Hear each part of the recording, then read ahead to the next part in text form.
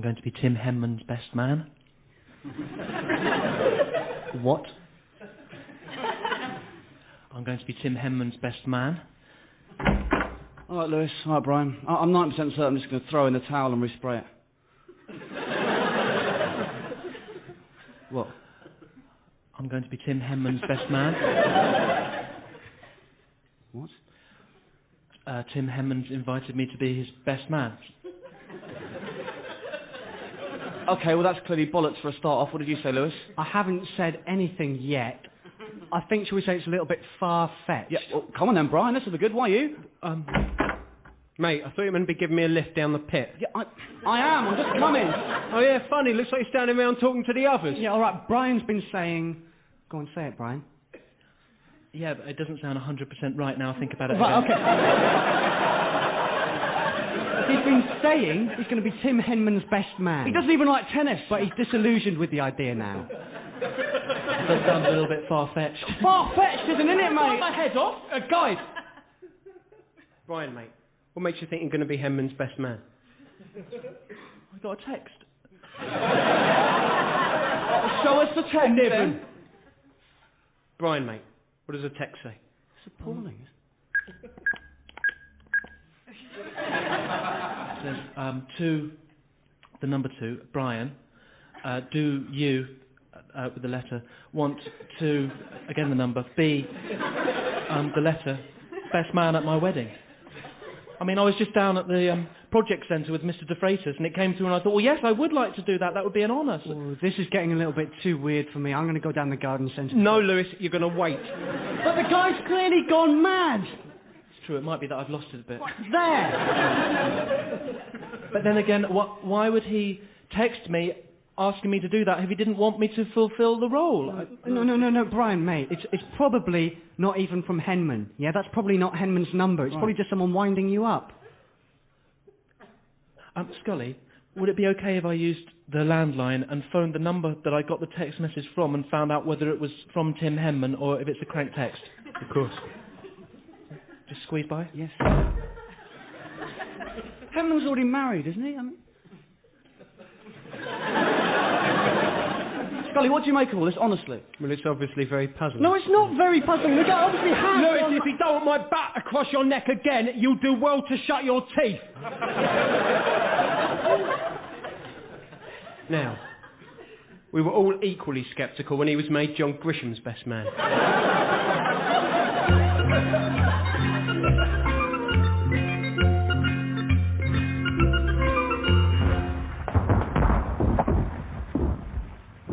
Not too bad, this war. Sorry? Just saying, not too bad, this war. No, very nice. It's a goodie. Yep. My name's Carl. Ah, Jeff Plum. Yeah. I think I saw you in the orientation in the hangar. Yes. Yes. I recognise your Fatigue. Yeah, but your face. Oh, yes. My calling card. I mean, you know. So what do you do in the war? Yep. I'm a relief worker. Comic relief. No. Serious. Distributing food and medicine and. Presumably, a lot of heavy lifting, is it? No. No. No. I mean, not for me. I've got AIDS. So I don't...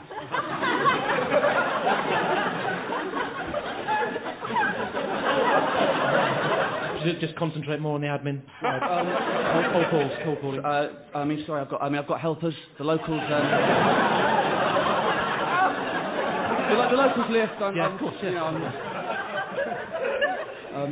know, sorry. Very rude of me, Jeff. What do you do? Oh, nothing. No. Are you a tourist? But hardly here. No. I'm a lieutenant. For my sins. Yeah. I mean, actual kind of fighting. Yes, fair bit of combat. Yes. Wow. Yes. I mean, how do you do it? Yes, how do you do? Nice to meet someone. Yes, and I mean, so how do you do the fighting? We have training. Good. Yeah. I mean, I was trained in Colchester, but it can be any number of provincial town, and then it's off to the front line and make that area safe for king and country. or for queen and country. Yes, as it is now. Yes. Times they are changing. Are you enjoying this conversation? Yes. Yeah, fine. good. Okay, me? Yes, So, please. how long have you been a relief worker? Therein lies the tale. Not long, a few weeks. I did sort of community work, kind of mural work and Sort of soup runs. regeneration project. Exactly, and this is very much the first time in a War zone. yeah, in a war zone. Yes. Well, welcome. Thank you. No, I hope that doesn't happen. Yes. To you. Well, thank you again. Well, later in the day, if Yes? you're not busy, do you fancy a spot of Is that tennis Yeah, for the it is, mind? Yes. I'd love a game of tennis. Great, Yes. Great. I should say no. I'm torn. No, I should say no. There's some enemy activity 2 kilometres north of the airfield, and I should make that safe. It's my responsibility. If you spend the whole week sort of saying to your troops, well, we need to make this area safe, and Saturday's the big day, and then you sort of turn up 20 minutes late and you Fred Perry, it sends off the wrong... Yes, of course. And well, be careful. Always. Yes. I mean, wear a helmet. Oh, we're not cycling. We've got the tanks, so... No, and give them what for? Oh, yes. Bullies. Yeah. Aren't they? Well, I mean, it's political, yes, isn't it? you're right, it is political. And they probably are. They're fighting for something they have conviction in, and as are we, and that's why war works. I'm not jumping. You have to jump, Seb. Come on, jump. I'm not jumping. Make him stop saying that. I'm beginning to believe it. Seb, you will jump. You are the stag, so you will jump. I mean, can't you just strip me instead? I'm not queasy about being nude. You've answered your own question, Seb. You don't mind getting your privates out, so that's playing into your hands. You do mind jumping off a clock tower into a sheet. So jumping off a clock tower into a sheet is what you'll do. No, I'm not jumping. If he says that one more time, I swear I'm going to headbutt Oh, him. right, and with that headbutt, your best man duties will pass directly over to Ewan. And you'll be downgraded to a ticket that gets you into the wedding itself and the reception in the evening, but not to the dinner. So you won't even see Ewan's speech. Well, after seeing him shouting at the waitresses last night, I think I'd be more relaxed not listening to his aggressive regional accent. But, if you two would stop bickering for 10 seconds, Seb, jump. It's your last night of freedom. For the love of God, jump. No. I'll die and get it in the neck from Crystal's parents. You won't die. You can see for yourself how tautly your brothers are holding your raincoat. Your fall will be broken, and we get on with paintballing and curry. But no, my neck will be broken more like, and we can get on with burials and serious inquests led by an appalled father-in-law. Right, nappers to this. I'm jumping.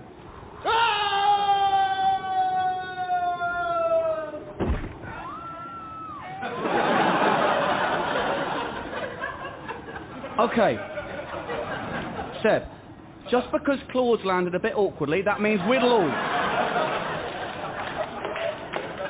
He's not wearing a catsuit. You'll pierce the air more cleanly. Keith. Jump. Your brothers will try extra hard for you. Keith. Can we jump together? I'd consider it an honour. Oh, Keith. Okay, let's do it. Yes. And then scoop up Claude and off to the minibus.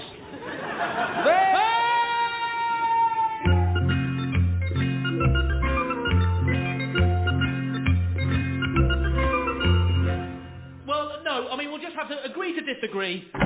What's the conflict? It's all right, Peter. We've agreed to disagree. No, come on, I may be able to clear it up. Right, only fools and horses. Del boy, Rodders, carry on. Well, Ian says, you know the characters Trigger and Boise? Marlene? Yeah, well, Ian reckons... Ian reckons... Well, they're not played by the same actor, are they, Peter? God, you phrased it so that he'll agree with you. No, they're different actors. Well, why are they never in the pub together then? The Nag's Head? They are Rodney's birthday.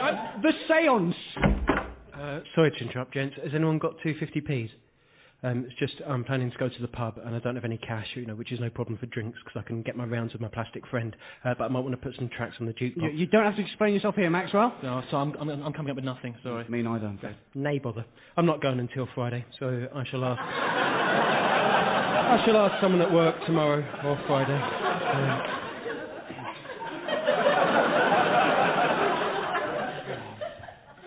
Is it me, or is there a bit of a weird atmosphere in here? Right. Boise and Trigger. They appear in scenes together, don't they, Maxwell? They do it digitally. No, horses never use special effects. Right, okay, what about when Uncle Albert... During the war? Yeah, okay, what about when Uncle Albert fell down the beer cellar? See, that's a stunt, man. It's not special effects. Okay, what about Gollum and Schmeagol? That's Lord of the Rings! My precious! Yeah, but that was the same actor. As which? As Boise? As Trigger? I mean... No, neither. Gollum was tiny. No, that was Andy Serkis. I feel like a spare part here. Right, okay. It breaks down like this. Andy Serkis did the voice and stood in during shooting so Frodo had something to look at. Then they airbrushed him out and used a cartoon. Who framed Roger Rabbit? More advanced. Shrek. That's a good movie. Lovely jubbly. I'm sorry. I'm going to go and do some toast. I think I'll join you. Oh, you'll have to plug it back in. I was trying out the lava lamp again last night. Ooh. Any luck? Still nothing.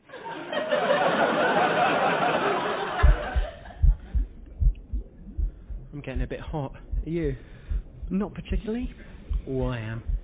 If I could, I'd perspire. I'm quite comfortable, really. Or, as comfortable as you can be. How do you mean? Well, I suppose all I mean is that it would probably be a lot more comfortable if there was only one of us per womb. Oh, yes. I mean, no offence, but I wouldn't choose to do it this way again. Certainly is a bit of a squeeze. But we're very lucky that we get on so well. Oh, I can't imagine being stuck in here for 9 months with someone I couldn't trust. As I say, we're very lucky. And neither of us is particularly guarded. Well, you can't be when you share a placenta. No. What do you think she'll call you? When I'm born. Precisely. I was considering this last night. I hope it's something modern, but at the same time, quite distinctive. Like what? I was thinking Paul. I was thinking Paul, too. That, or Francis. I would love to be called Francis. Paul or Francis, I don't mind. Or Philip. Oh, yes, or Philip. What's that you're wagging at me? I think I've just grown a thumb.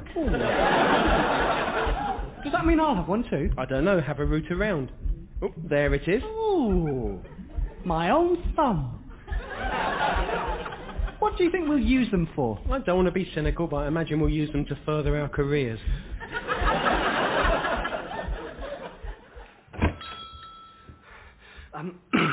Sorry, light bulb. Need a light bulb. Certainly, sir. Big. Need... sorry, I need the biggest light bulb you've got. No problem. Screw or bayonet? Sorry? The light bulb. Screw or bayonet? Phillips? No, that's screwdrivers. Then I don't know. You need to look at the fitting. Okay. I'm going to run back to the lighthouse and have a look, but this is an emergency, okay, so please don't shut. I'll be an hour tops.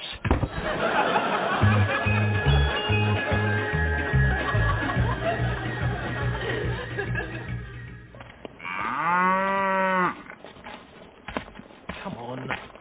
Hurry up. I'm moving as quickly as I can. See, if we don't get to market on time and sell you, Mrs. Anderson will throw my bed in the fire. Why does that matter to me? How does that impinge on my lifestyle choice? Hurry up! How can a man on 2 legs be quicker than a cow on 4? Stop being a prig and remember that you're not about to be sold for meat. I'm really hot. Do you mind if we stop for a moment and I have a go on your udders? Make your bloody mind up. 1 minute you're telling me to get a move on, next minute you're taking advantage of my teats. Thank you.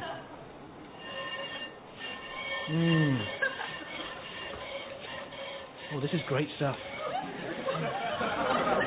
Well, it's nice to receive a compliment, but I don't really understand it.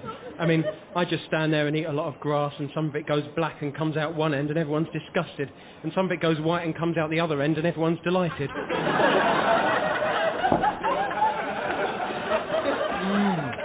Well, that was lovely, I must say. I'll tell you what I'll miss when they take me to the abattoir. I'll miss the chickens. Did you get on well with them? Oh yeah, they were great. We've all got the same sense of humour, so we used to have a right laugh.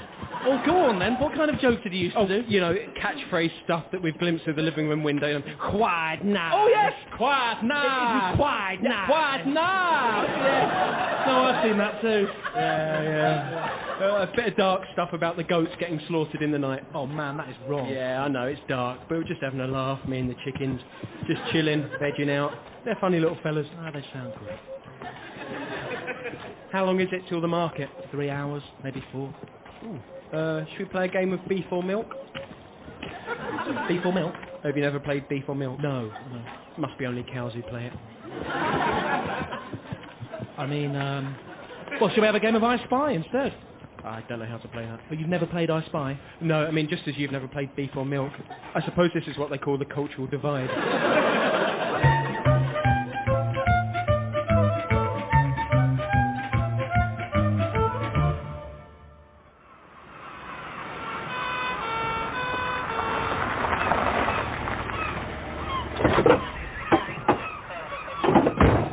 Give me some space, please. Be honest, Doc. Is he badly hurt? Yes, he is. Oh, bananas. There's no way that red stuff can be anything other than blood, is there? No, that's blood. Did you not see the flag? Had no idea what it meant, Doc. I thought it was some kind of triangular symbol. Yeah, it means there are sharks in the water. Yeah, well, I see that now. I mean, with the benefit of hindsight, I can see that it's a fin. Oh, gold. Is he married? No, he's just got divorced, thank God. Doc, level with me here. If we found the shark that did it, is there any chance we could hoik his left leg out of its stomach and sew it back on? No, that's not possible. Okay, how about the right leg? No, it's the same for the right leg. Oh, God. 2 legs with 1 bite. I can't even do that to a gingerbread man. You should have seen the size of this thing, Doc. You should have been nowhere near the water. Oh, Jugs, I blame myself. I know that's not constructive, but I can't help it. Can you stop ruffling his hair? Sure, sorry. Oh, I organised the holiday, you see. I couldn't remember if we wanted to go swimming with dolphins or sharks. With hindsight, I should have checked, but then part of me blames the tour company that set it up. Oh, I don't know, I'm gabbling. Please stop pinging his trunks.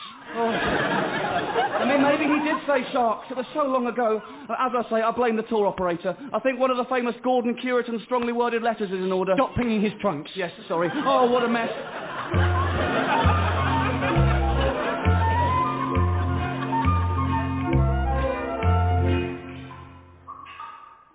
Money, money, money could be funny in a rich man's world. Money, money, money, could be funny in a rich man's world.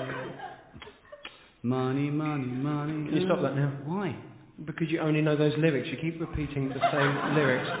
What, those are the only lyrics? But that's a patent lie. There's more to the song than that. Well, what is it then, Smart Alec? I don't know. I'm not the one who wants to sing it. Look, there's that Swedish crone over there. Why don't you ask him? He was minted well before ABBA, and his English is rubbish. Well, that's unusual for a Swede. Well, get over it. Oh, no. What? That bloody guinea's coming this way. Oh, God. What ho, young ones? Hello, Guinea. How goes it? Fine, thank you, Guinea. Same as always. Ah, yes. Lying in this bloody boring well. Not so much of the boring, thank you, laddie. Of course it's boring. Not at all. We're all of us in the gutter, young one. But some of us are looking up at the stars. Yes, you said that before. Do you know who said that? Oscar Wilde. I belonged to him once. Rubbish. I did. He received me in change for a scone. And then he spent me on a new brim for his felt hat. You talk such rubbish. Pardon me? Just leave it. But you never belonged to Oscar Wilde. I mean, as if you could even buy just the brim of a hat. Well, you could in my day. Stop I've arguing. never heard anything so stupid. Stupid, eh? I bet you've never even read Oscar Wilde. Or a book.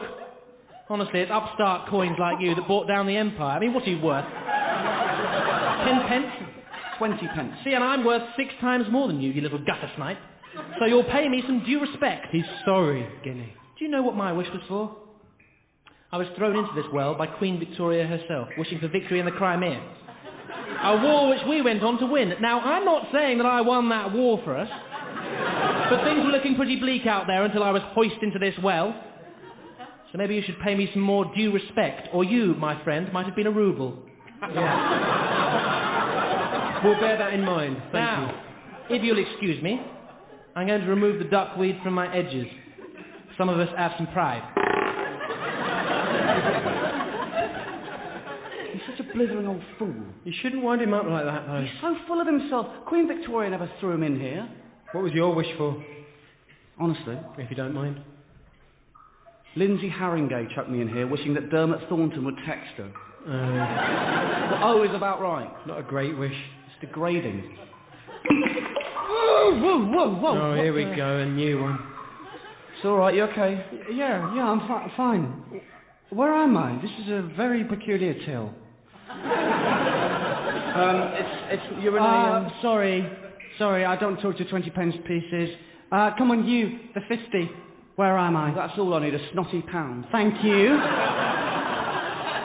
You're lucky to be in the same compartment as me. Come on, 50. Speak up. This is a wishing well. We don't discriminate here. What?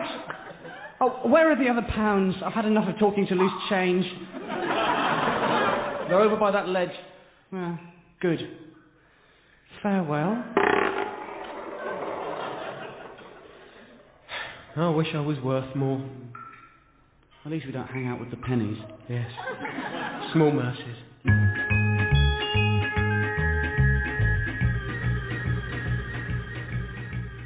Sorry, Dirk, you were saying about your experiences in Canada. Yes, well, Toronto, to be specific. Sorry, Dirk, would you like a sweet? Yes, of course I would, thank you. Yes, I was in Toronto for, sorry, this is very chewy sweet. I think my teeth are coming out. Yes, sir. They make them that way on purpose. Oh, God, well. Yes, I was in Toronto. Oh, bloody hell. I mean, the sweetness is getting bigger. Yes, it's a new sweet they've made that grows with saliva. You're actually meant to swallow it as soon as you put it in your mouth. Oh, God, well, I didn't do that. Guess I should have told you that bit, shouldn't I? Can you swallow it now? I can try. No, it's not... It's not going down. It's too big and not going down. So, do tell. What was the traffic system like in Toronto? Yeah, well, traffic-wise, You've really taken very badly to that sweet, Dirk. Shall I fetch you a cola to wash it down? I can't talk about... I'll phone my uncle. He's a surgeon. He's dealt with cases like this before.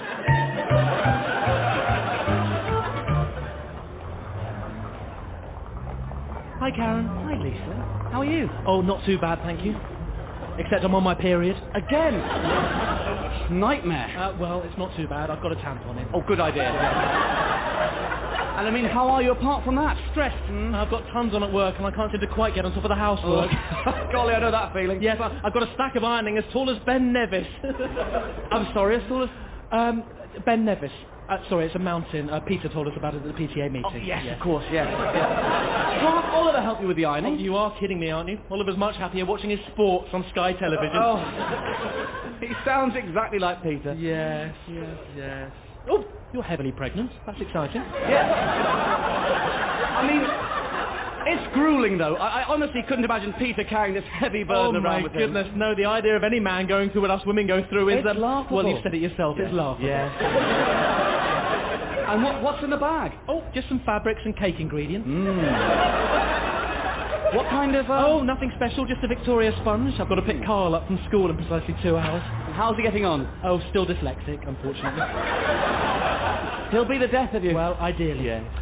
Well, I must press on. I love watching romantic comedy. Yes, things like Notting Hill, Bridget Jones's Diary, Anything like Jones's that. Diary 2, The Edge of Reason. Yes, you've got mail, yes. Yes. Sorry, you were saying? I was saying, I must press on. I've got to pick Carl up from school. So. Oh, I need to go that way. Would you like a lift? I've got the car. The runaround? Yes, it's just that one over there, parked at an angle.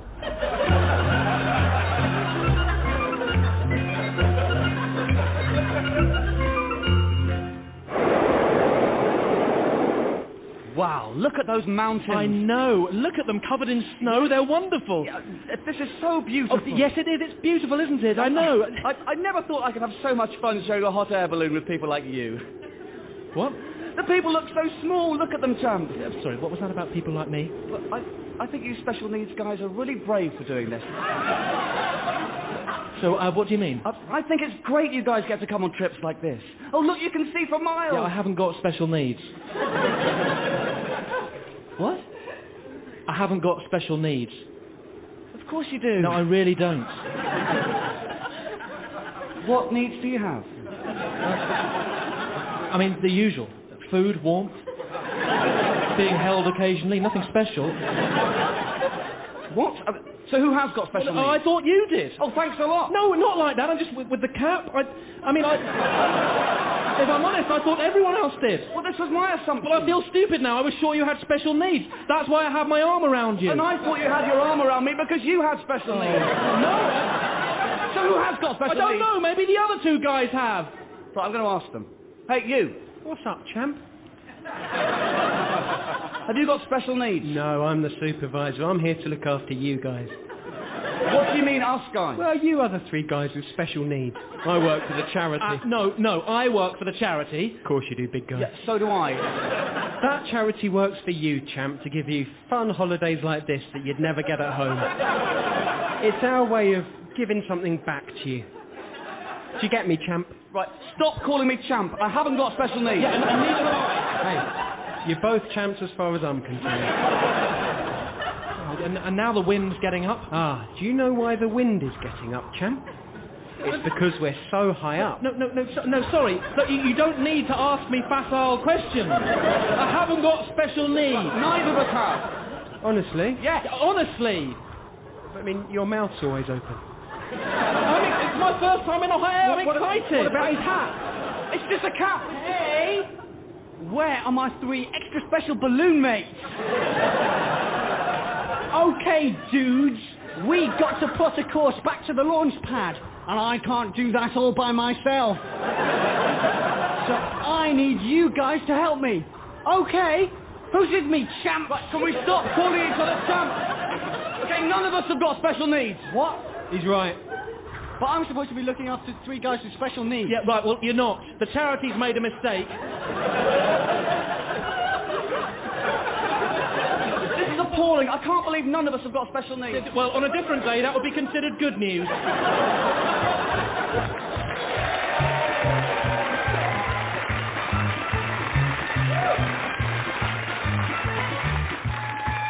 Cowards was written and performed by Tom Basden, Stefan Golaszewski, Tim Key and Lloyd Woolf. The producer was Victoria Lloyd.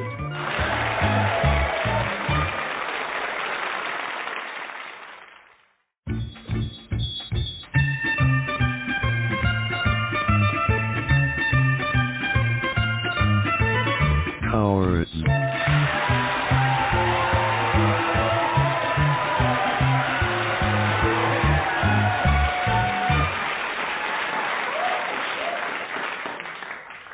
You are so beautiful. Ah, thank you. I was talking to Hattie. Yeah, of course you were. I'm just taken in by you. Your eyes, your perfect face, your body is a shrine. And I do my best. I was talking to Hattie. No, of course you were. In these 3 weeks we've known each other, I have to tell you that I can't think of anything anymore without you being a part of it. I mean, everywhere my mind wanders, it always ends with you. You shouldn't have. Simon, do you have to do the dishes now? Well, they won't do themselves, William. I'm trying to have a private moment with Hattie. Go ahead. I'm not here. And the thing is, it's like with the 2 pieces of a 2-piece jigsaw that were lost forever, and now, suddenly, when no one was even looking for them, they've been found. Oh, William, I didn't know you felt that way about me. Francis, I was clearly talking to Hattie. Yeah, I know. Francis, could you possibly read the paper somewhere else? No, I've sat here. Well, could you take your feet off the table? They're in Hattie's face. No, as I say, I've sat like this, so that ain't gonna change. Fine. So what I'm trying to say to you is I've fallen in love with you, Hattie. Please, don't interrupt. I need to say this. I love you more than I've ever loved anyone, more than I thought I could ever love anyone. Very nice of you to say so, William. Michael, please! I'm sorry, Hattie, but Michael's been stood behind you for the past 5 minutes silently putting stuff in your hair. And you didn't feel a thing! Brilliant, what a prank. What an absolutely brilliant prank. Michael, Francis, Simon, please, I need some time alone with Hattie. That is a great prank. She didn't feel a thing! I'm sitting down reading the paper now, but later I'm gonna high-five you for that. That is a brilliant, brilliant prank, Michael.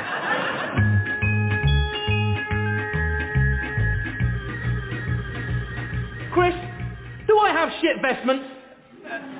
No, I mean, they're a little odd, but I wouldn't call them shit. Right, see? I'm sorry, Father Peter, but your vestments are a laughing stock. No, they're not. Please, fathers, can we not argue on the morning of my ordination? It's not my fault. No, it's the fault of his thick parish. Pardon? I'm saying you preach to a parish full of morons. Oh, no, I'm sorry, I can't stand this. I think I'm going to go and blow my leg. Why'd you have to wind him up? Chris, it's called having a laugh.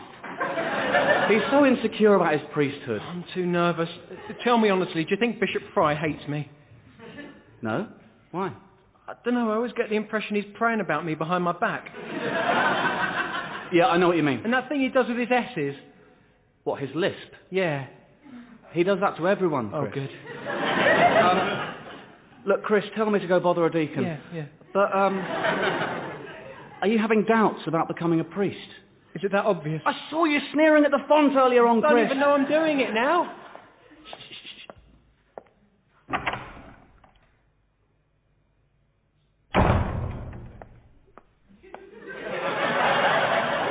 He hates me. He wouldn't even talk to me. He hates everyone. I've just remembered what it was I was going to say.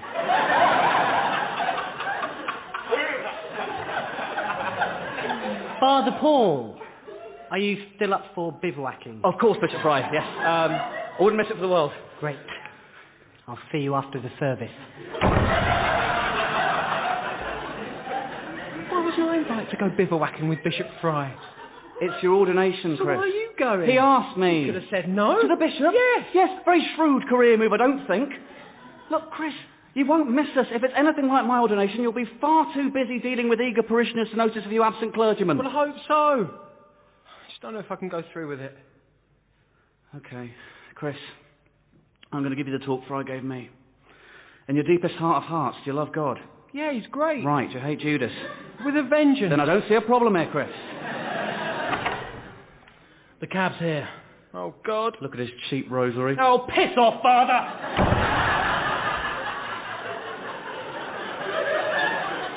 This is it, Chris. The cab's waiting. There's nothing for it.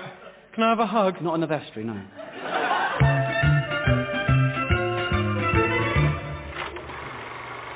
It's just, I think I'd be perfect for this movie. I mean, I've been in plenty of similar things, and in addition, when you read the description of the main character... Kurt's pocket. Well, precisely. When you read the description of Kurt's pocket, I find myself thinking, yes, that's near enough me. Kurt has the air of a man who'd fight you for farting. Gaunt and unshaven, if you were being set upon by Soviets, you'd like Kurt to appear and help you out. And, I mean, I'm not being arrogant, but that's pretty much me. I mean, look, I've got 3 days' growth, my shirt's undone, and put it this way, I've slept with over 10 girls, so yes, I'd say that's me. You certainly look rough and ready. What else have you been in? I was in Indiana Jones and the Temple of Doom. I played Indiana Jones, the lead. Yeah, I saw that. You were excellent. Were you him in the other two of the trilogy? Yes, sir. And I was in The Fugitive, and I played a pilot in some of the Star Wars films. I just think I could really bring something to this. I'm quite raw. Yes, well, certainly consider you. It's an impressive CV. Thank you very much. I came down to the last two for The Untouchables as well. Eventually, Kevin Costner got the part. Grr. Hell of a film. Do I get the gig then? Your cameraman can't keep his eyes off me. I think I saw you in clear and present danger. I respect you. And he should give me the gig, eh? Oh, I don't know about that. We had some big hitters in earlier. The guy from Die Hard did it really well. He did a thing where he showed us how he was going to dodge bullets. Also, he brought a photo of himself when he was sweating. I think I'd give it to him at the moment. Yeah, he was good. He jumped off a building in one of his movies, and we want to do a similar scene. Also, he has a great look. Oh, well, I don't mind cutting my hair and shaving off my moustache if that's bothering y'all. Can you just say the line one more time? Oh, yes, of course. Get out of my face, you. I'm fed up with a lot of you. If you don't want a face full of gun, you'll release Nicole Kidman and make yourself scarce. There it is. Yeah, it's good. It's good. Thanks for your time, old boy. Thank you. Do you have my agent's number and stuff? Yeah, we'll be in touch. Lovely. We're just waiting for one more Hollywood star, and then me and Rick here will make a final decision. I could use it. I could use being Kurt Pocket. You don't know how many times you've heard that today. As I say, the chap from Die Hard was really good. I'm fed up hearing that. Totally fed up.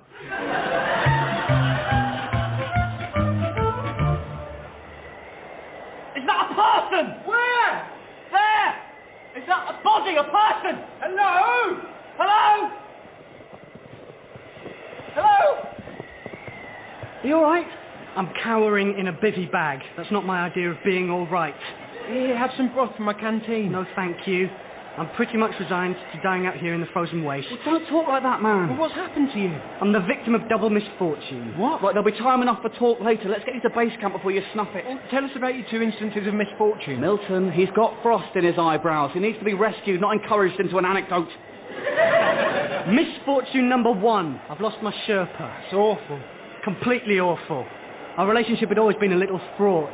He was a very serious fellow, and I've been trying to get him to laugh by burping and saying things at the same time, but he was having none of it. Then things came to a head when I put a fistful of snow down his back. He started crying and yammering on about how it wasn't funny at this altitude. I'm inclined to agree with that. So he skulked off, saying he wanted to find somewhere to camp for the night, and I thought, sod you then, I'm making snow angels. Sounds like fun. It was fun, and it occupied me for several hours. But when I finally tired of my game, my Sherpa was nowhere to be seen. That's awful. Completely awful. What was the second of your misfortunes? I was unfortunate enough to encounter a St. Bernard with a flask of liquor around his neck. Unfortunate. I don't think I helped my cause any by parking my behind on a precipice and getting royally sloshed. I suppose not. So now I'm saddled with the mother of all hangovers and the onset of hypothermia. Ouch. I've been saying it for years. Those dogs should carry Kendall mint cake instead. I really think you should drink some of my broth. Yes, and come back to base camp with us. No, I don't think so. I think I'll just perish out here. Sure? Sure. Sure you're sure? Sure, I'm sure. Right, well, we'll press on to the summit then.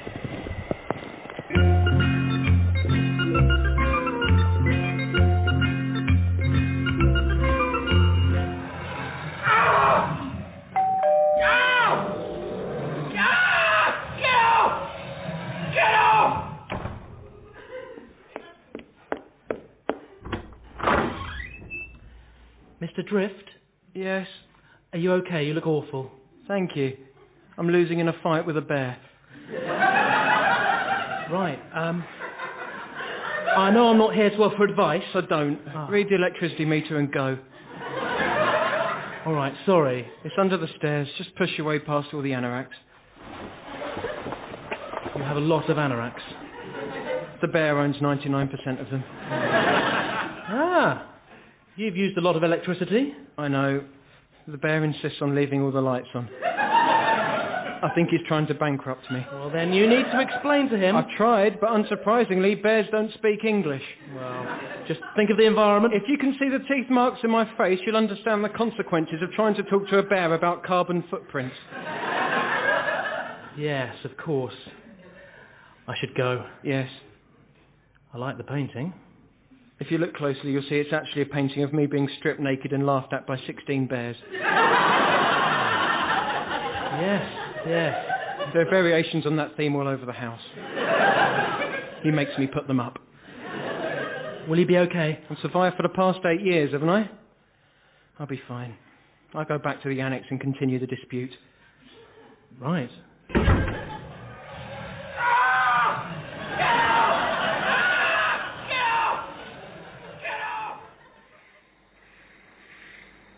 This is brilliant. Seconded. The view you get. Of the elephant? Well, of the jungle, but equally of the elephant's head. My one smells. Well, don't complain. Not a complaint. I didn't say he smells bad. I just said he smells. What does he smell of? He smells of elephants, and that's exactly how I want him to smell. Yes. The oldest smell of them all. One of the oldest. Yes, certainly the biggest. Are these Indian or African I elephants? don't know. I suppose we're in India, so they're probably Indian. Yes, or lost. Yes, exactly. They're either Indian elephants or African elephants at a loss. Yes, that's lovely. Was that remark? Yes, it was really good. Thank you, Wally. No, I mean it. Hey! Your elephant's stamping. I should say he is stamping. Look at me judder. What's he stamping for? I don't know. Funnily enough, he doesn't tell me everything. I may be sitting on him, but that's as far as our relationship goes. Like Maureen? I must do this. My wife, Maureen. Yes? Yes, very similar. Me and this elephant are about as close as myself and Maureen. Oh, stop it. Oh, he's stopped stamping now. Oh, good. I didn't know they stamped. Maybe that's what they do when they're having fun. He's probably just enjoying our banter. I should think he is. It's bloody good banter. Well, you can take the two office jokers to the jungle, but you can't take the office joking out of the office jokers. Amen. This holiday's about the best thing I've done. I just can't wait to see the look on Oliver Pegden's face. Oh, don't. It'll be a picture. Well, he's no oil painting. Again, that is lovely, Will. Oh, thank you. I mean, joking aside, I know our office double act kind of relies on us putting each other down, but while we've got a moment alone, I'd like to say that I think you really are a funny man. Thanks, Gustav. I think you're ever so funny. Well. No, really, you're funny. Your Homer Simpson tie is a testament to that. Stop! You see? As I was saying, though, Oliver Pegden will have a face like thunder when we come back and... Yes, with pictures of us on elephants. And buying produce from natives. And outside a landmark. I think His Majesty King Gapyear the First may have to hand over his crown. A lovely analogy. Thank you. Yes, that's right, Oliver. You definitely can't have a gap year when you're in your 30s, because that's exactly what Wallace and Gustav have done. Damn right. I'd give you a high five if our elephants would walk a bit closer together. Likewise. The jungle. And later, a curry. Ruby Murray. Curry. Wonderful. We think the same, you see. Well, this is wonderful. Yes, it is. Oh, pardon me. Oh.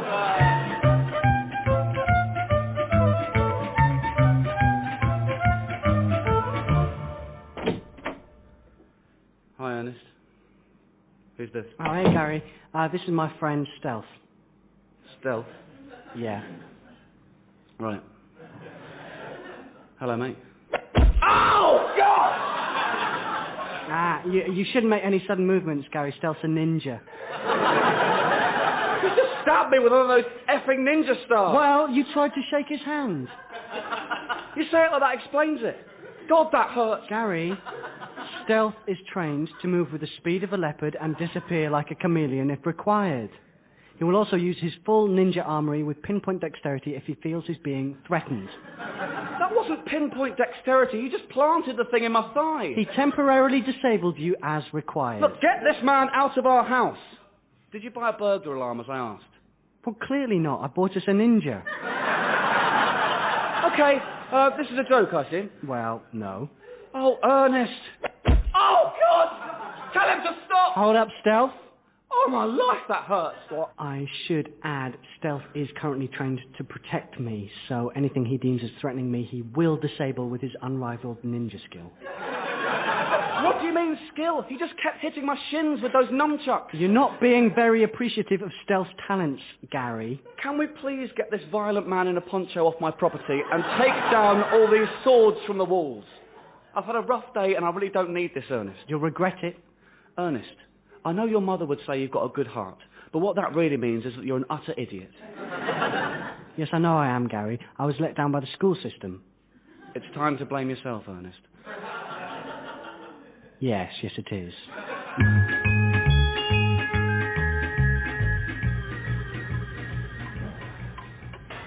With the result that from this point on, the Marassa Brothers Corporation will be the sole owner of Richton's Enterprises.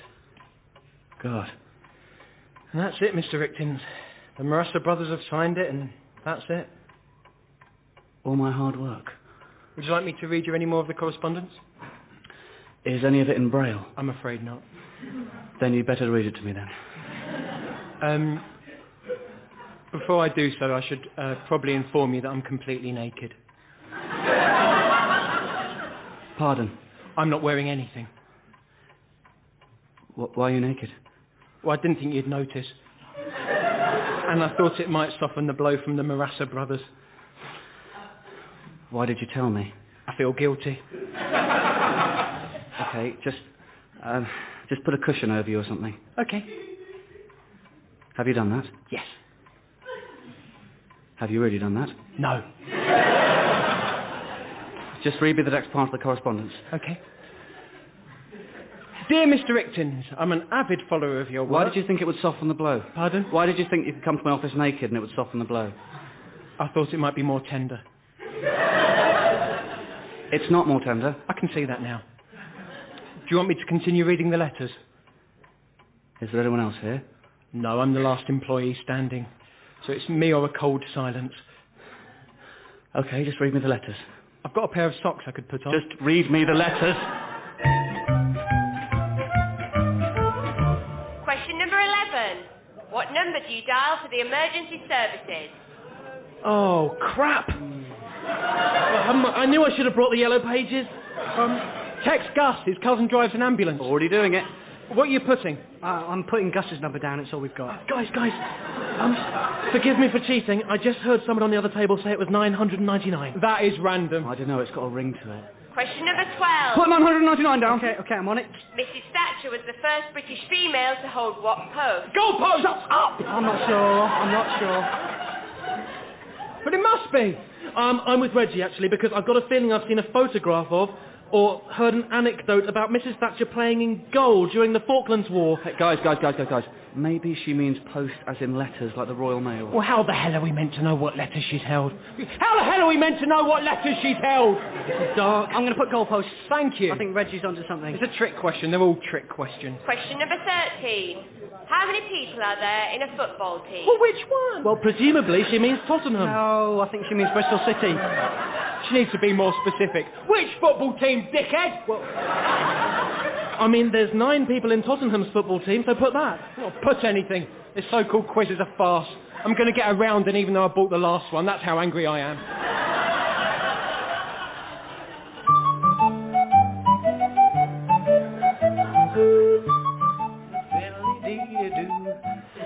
Hello, Mr. Sneeze. What?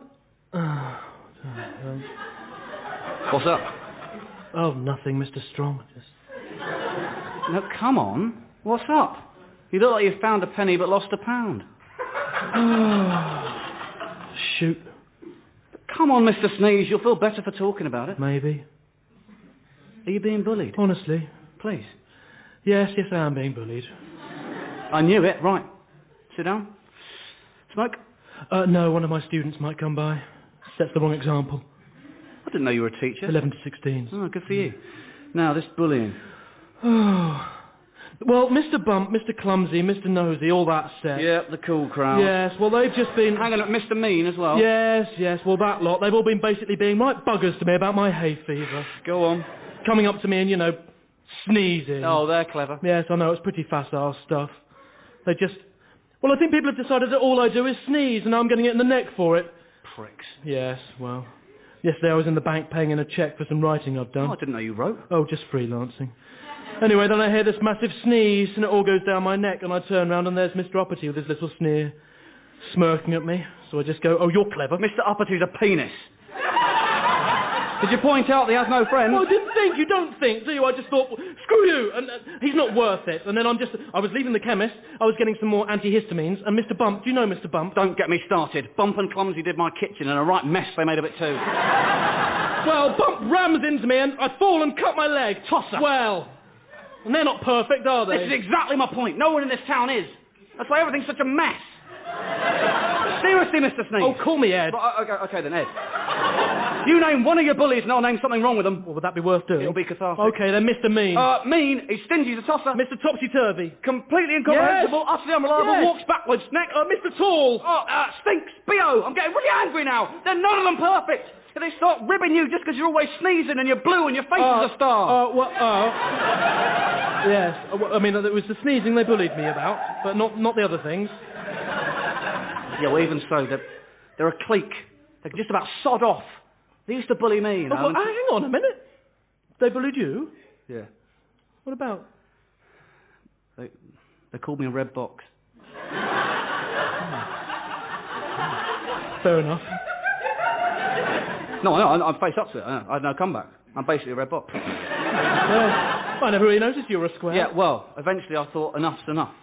I picked up a barn and I threw it at Mr. Mischief and I smacked Mr. Dizzy in the face with a tree. They're tossers. Well, I guess. And then they start having a dig at you for sneezing. I mean, you haven't even sneezed this whole conversation. Oh, I'm not so bad indoors.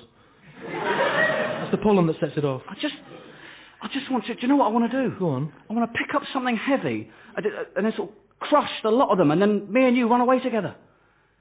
I'm not sure. Come on, look. We could be in Bruges by this time tomorrow. What are we waiting for? Oh, at Bruges, I suppose. Right, come on. Let's kill those other Mr. Men and then scoot. Yep, okay. Yes!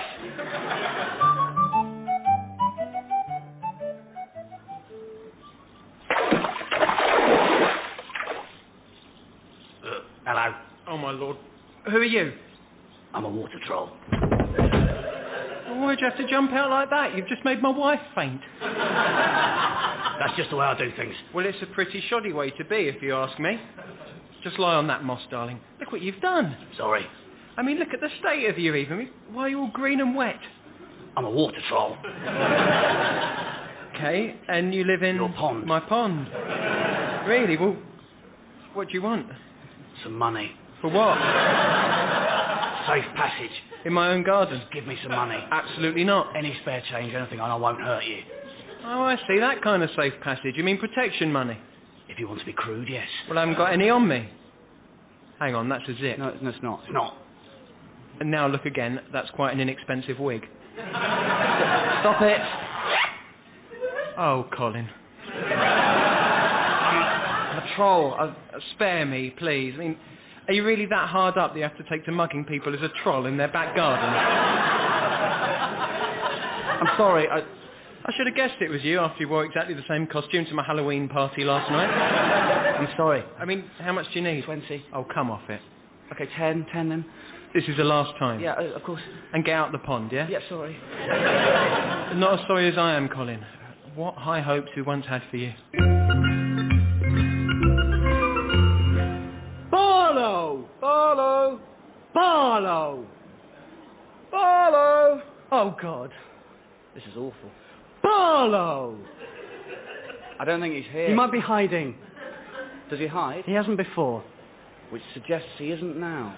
Barlow! Where is he? Barlow! Oh, yes, Barlow!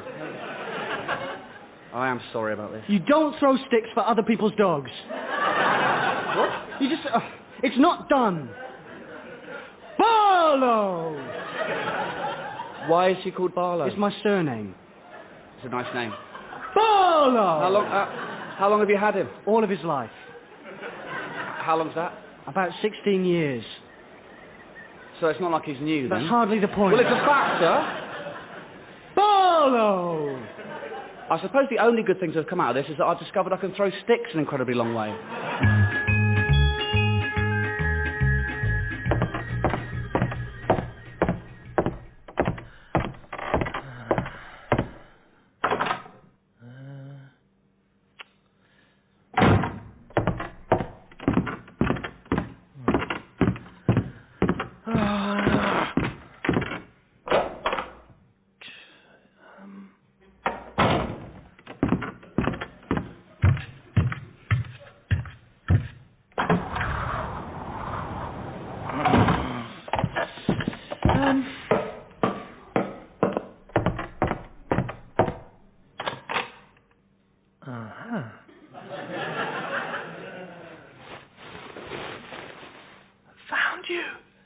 Well done. Nice one, Theodore. Yeah, you took your time about it. What are you doing? Hiding with you Why? because it's sardines. But you're the last one. So the game ends. But I've been walking around for over 40 minutes. Can I hide here for a bit? But no one's seeking. But then I've had a shocker.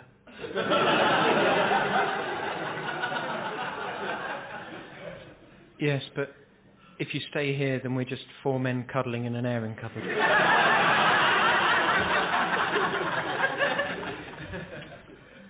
Please. Steve. I'm going to get out. Please move, Theodore. Let's keep hiding. Let's keep hiding. Please move. Ah! Just remembered. I think I heard an intruder. I think someone broke in. Let's hide from him. Did you hear an intruder? Yes, he was colossal. If it is an intruder, he can't come in here too. It's too cramped. My lips are touching the boiler as it is. Look, we'll keep hiding for 5 minutes. But I'll go on record as saying that this is just because I'm worried about burglars because of what happened to my grandparents. Not because I want to be curled up with you, Theodore. Thanks, Steve. Sweet. There. I'll pull the door too.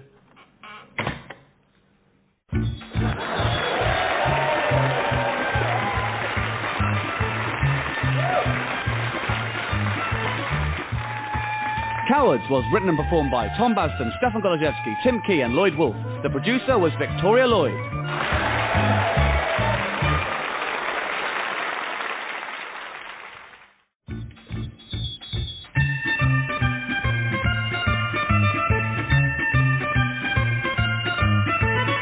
Cowards.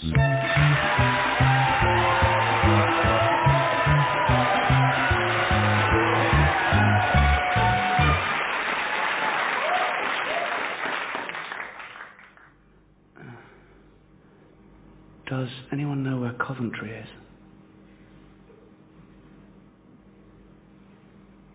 Guys. Seriously, this is really annoying me. Does anyone know where it is? You break a 3-year vow of silence to say that.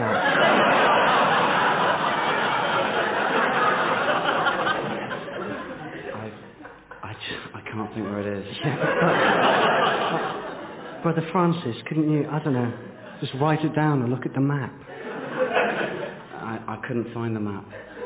Ironically, I wouldn't have asked unless it was really ticking me off. It just seems a shame is all. How do you mean? What, to break a vow of silence dedicated to the study of God to ask such a frivolous question? I'd like to see you take a vow of silence. I'm in the choir! Do you know where it is or not? No, I don't. It's near Warwick. Not you as well, Brother Simon. Is that where it is? It's very close to rugby. Like American football? Yes, very good. Simon, your vow. You're supposed to be silent. Oh, it wasn't an official vow. I just never really knew the answer to anything before now. I actually had to go to Coventry once. Did your friends not like you? Eh? Brother Declan, not you two. Sorry, what was that, Declan? I said, did your friends not like you? It was because of being sent to Coventry, the phrase being sent to Coventry, and he said he had to go to Coventry. It didn't quite work. Sorry, I was trying to do a joke and it didn't work. Right, you finally speak after 42 years to make 1 week comment about Coventry. It didn't work. I'll shut up now. Sorry, I still don't get it. Yeah, it didn't work.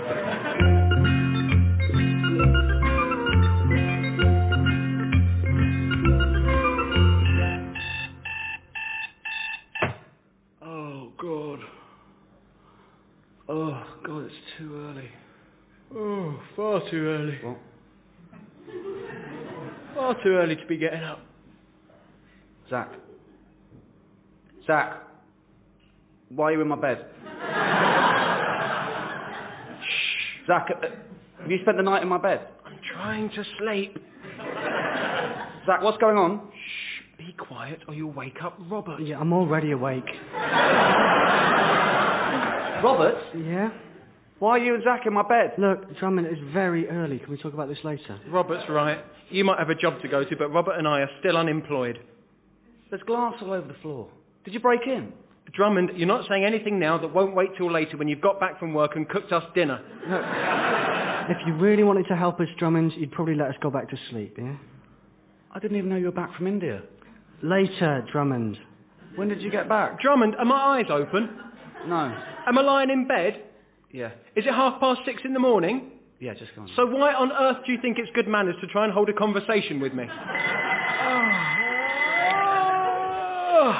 Who? That's David. David? Yeah. Who's David? Robert's dad. Can I jump in the shower first? Oh, what's the story, Morning Glory? Embarrassing. Well, never mind that. Can I have a shower? I've got a job interview. Okay. Thank you. Very embarrassing. Zach, why are there 3 extra men in my bed? Later, Drummond. Robert, why is your... Later, Drummond. How do you expect me to concentrate at work? I don't know. Take some pills, drink coffee. I'm not exactly interested in your career, Drummond. You spent the whole night grinding your teeth and muttering, and now you're asking me rhetorical questions. I'm trying to get some sleep. Well, I'm going to want some answers tonight. Yes, Drummond. It's what we've been saying all along. We'll talk about this tonight. Now, will you please gather everything you need for the day and shut the door quietly? Yes, Zach. Sorry. Have a good sleep.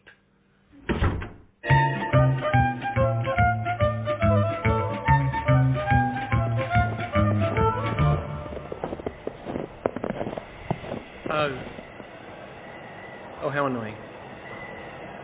What? Oh, that's really annoying. Go on. Why are you two stopping? We're 100 feet from the summit. Come on! No, that really makes things awkward. Hurry up! Have you seen my daughter? No. Where is she? Exactly.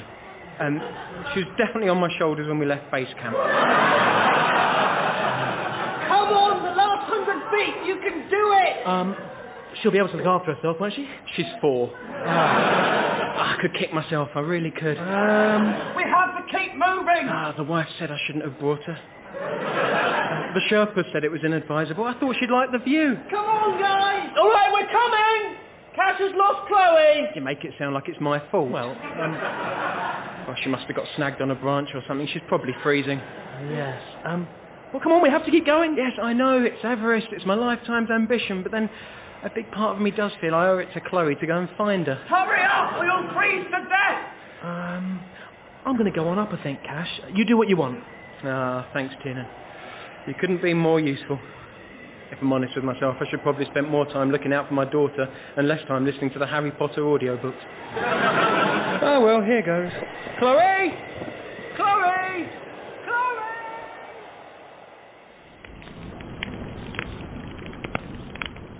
Help! Oh, God, please help! No, thank you, Brendan. You'll have to deal with this one on your own. Oh, for the love of God, Forrest, please throw water on me and I'm in a great deal of pain! For one thing, Brendan, I query that one can throw water. Now, can you please stop rolling all over the rockery and take it like a man? Brendan, you've just crushed my azaleas! Sorry! It's hot! Right, chaps, what's going on there? Right, Brendan's on fire. Oh. Can you please tell Forrest to hose me down first? Oh, yes, Forrest, for goodness sake, turn the hose on. Well, as I've been trying to tell this socially unprincipled yob, Vern, a hose pipe ban means exactly that.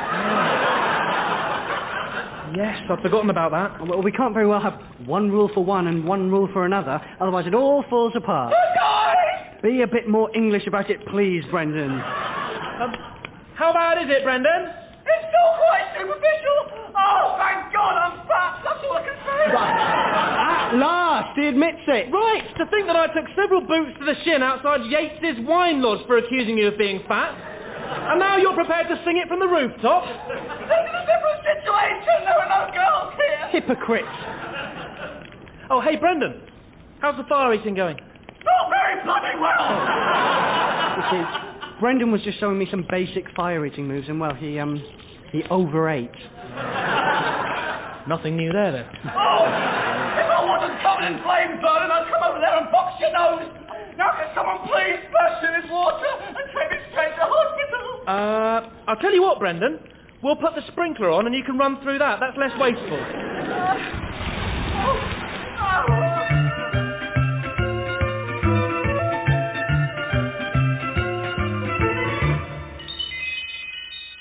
Meet my wife.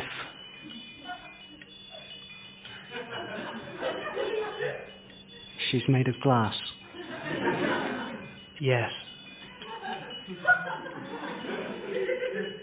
So, why have you just introduced me to a glass lady, claiming she's your wife? Be happy for me, Chris.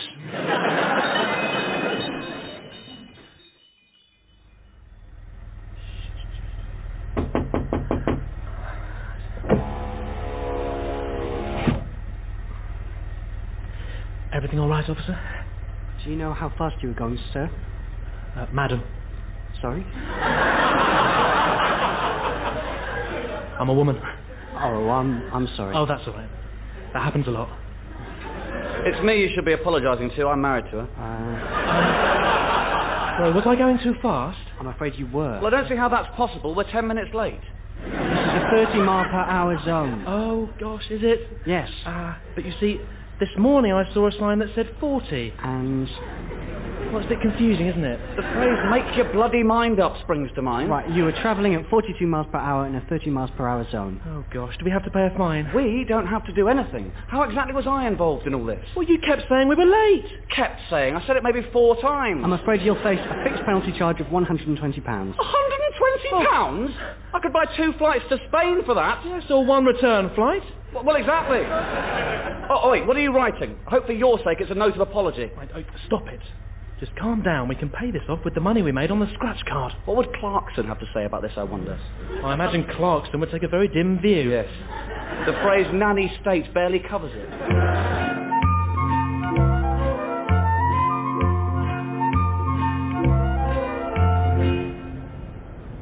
Charles. Yes? Why have you brought a dog? Pardon? Why have you brought a dog? Oh, I thought it was a kind of situation where you brought a dog. Charles, this is your coronation.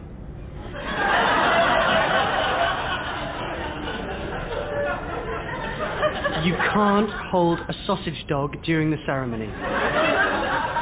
Oh, I see. This puts me in a difficult situation, Dennis. Go on. I made a kind of rash promise to the dog that it'd be able to stick with me all day. No. If I'm honest, I don't think he'll take no for an answer. No, Charles, you'll leave him in the car. Great, so now I look like the baddie. We haven't got long. Gareth, Mr. Dennis here doesn't want you to come to the ceremony. So against my better judgment, I'm going to have to leave you in the car. Bye. Put him in the car, Charles. He is in the car. He's not. You've hidden him in your dressing gown. Okay, I'll put him in the car. Charles? Yes? He won't fit up your sleeve. No.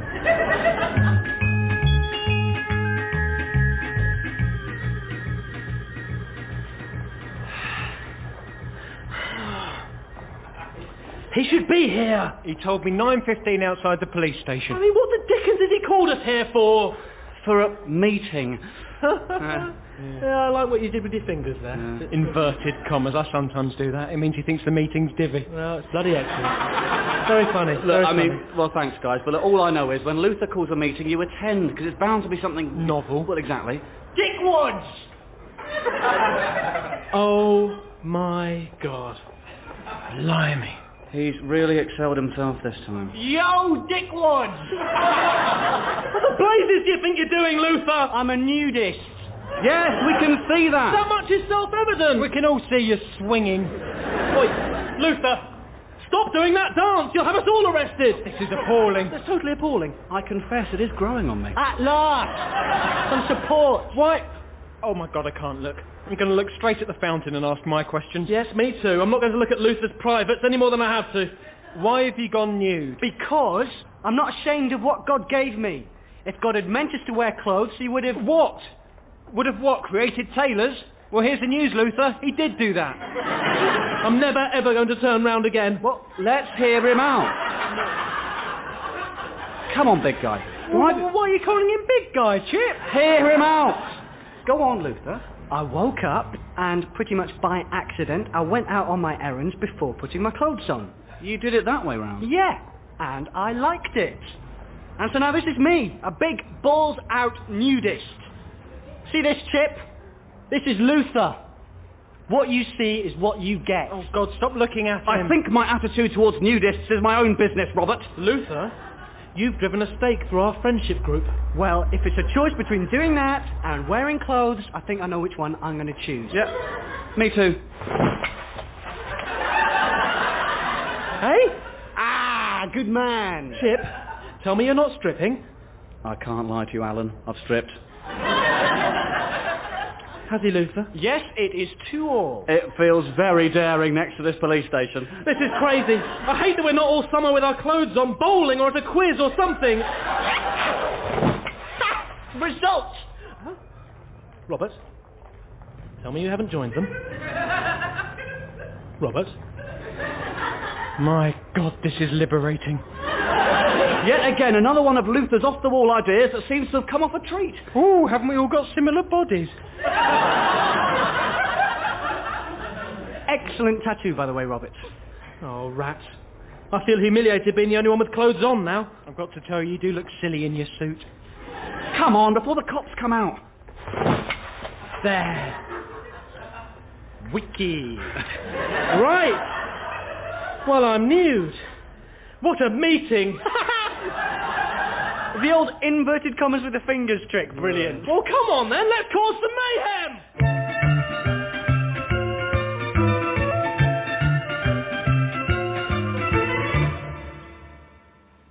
Pardon? Oh, so far I've only said I've. Oh, okay, carry on. I've got tickets to the theatre. Oh. Yeah. I think I'd quite like to go. Yeah. Do you want to come with me? Yeah, of course. I'd love to. Great. But will they let me into the theatre? Ah, yeah, I forgot you're a mouse. How much did you pay for the tickets? Nothing. I found them in a breeze. Right. It's really annoying because you'd love The Lion King. Have you seen the film? No, I don't really have the attention span for a whole film. Yeah. My apologies, you're a mouse, yeah. But you'd like the play of The Lion King? Yeah? Yeah, it's spectacular. Yeah, it sounds it. Wonder if I could smuggle you in. Take a human. I don't want to take a human. I want to take you. Don't be silly. I'm not being silly. Don't. Don't. But I do. You know how much I'm a mouse. Yes. Yes, of course you are. Feed me cheese. So demeaning.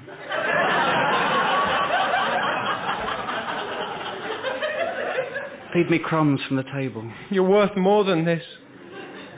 Just stroke my head once a day. I'd do it once a second if you'd let me.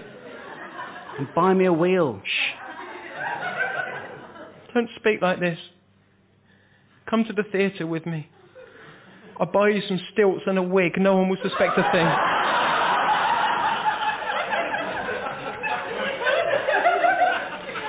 They will. I want to hear your opinions on things. I want us to have discussions. We do. I'm fed up of discussing cheese. Oh, okay. I want us to go to galleries and workshops together. I want to put you in a tiny suit and show you off to people. I know. I want to hold your hand. You can. I can? You can. Go on. There. Does that hurt? No. It's lovely. Are you sure?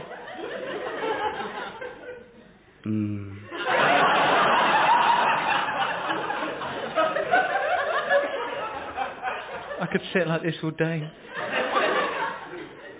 So could I. But I've got to teach my next class. I know. I can't get caught like this with you in the staff room again. I know. I'm on my last warning. Just 2 more minutes. Yes. 2 more minutes of heaven. Yes.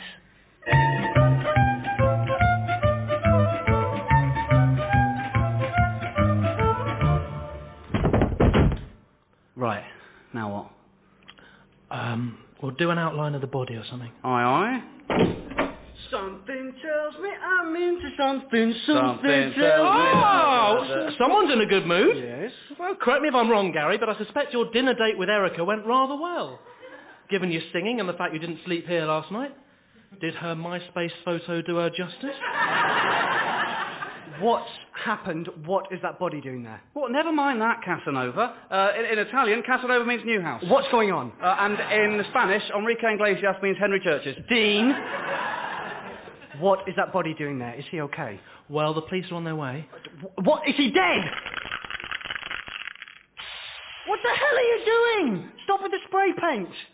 Phil told me to do an outline of the body for the cops. You should use chalk, though, Dean. I was just going to use them as a stencil. Well, no, don't do that.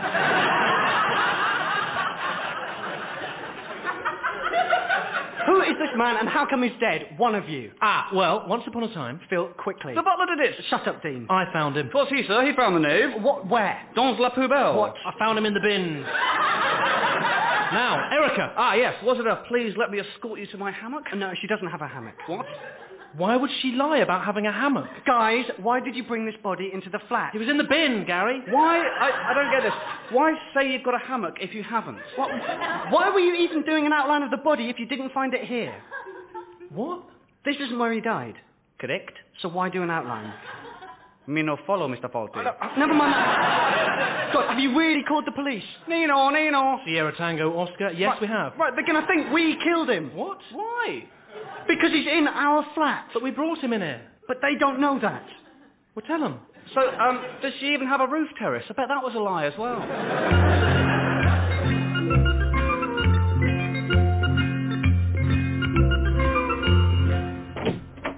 Did one of you two creep in during the night and set fire to my mattress?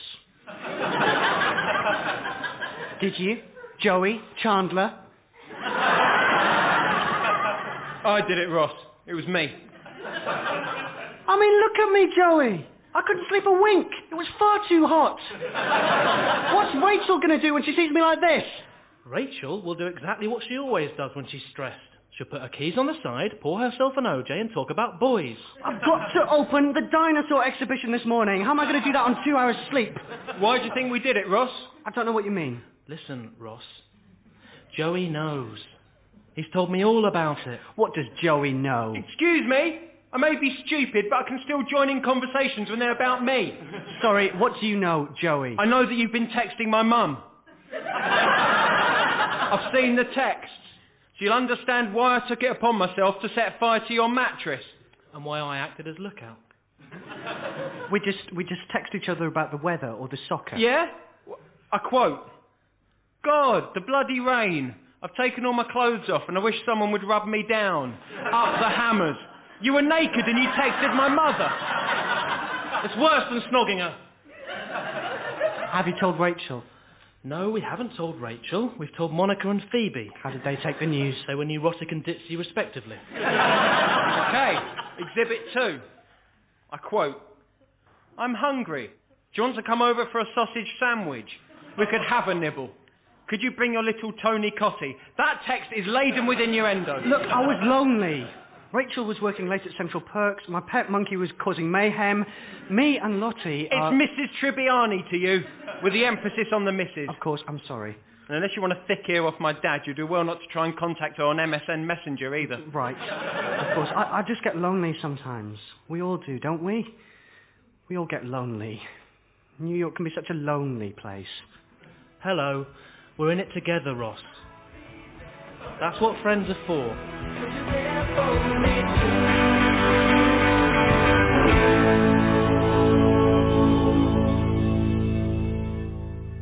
Ball! Fold! Ball! No, it is fold! It's clearly ball, obviously. Fold! Fold! Ball! For the last time, fold! What's all the noise? We're trying to settle a dispute. It sounds more like you're just shouting the words ball and fold at each other. That's pretty much what we've been doing all morning. It's hardly the best way to spend a bank holiday. Right, Francis, dear. You know when you pack a suitcase... Or a rucksack. Or a rucksack.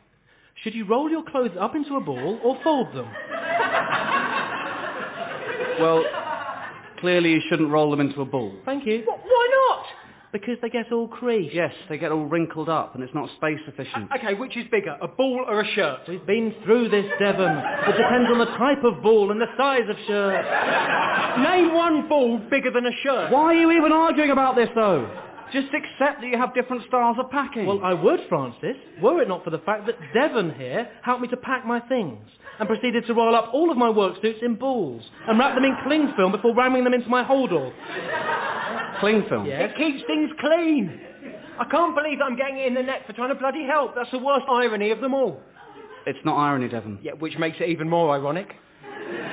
Well, you can surely understand my frustration when Devon here informs me that folding clothes apparently makes me gay. despite the fact that I slept with 3 girls last year and only 1 man. Why are you both packing anyway? What's going on? What? We didn't want you to find out like this. Find out about what? What? We're both leaving. We find living with you hard. What? I'm the easygoingest one of us all. No, you don't have our sense of humour, Francis. I can't believe this. If it's any consolation, we weren't planning to tell you.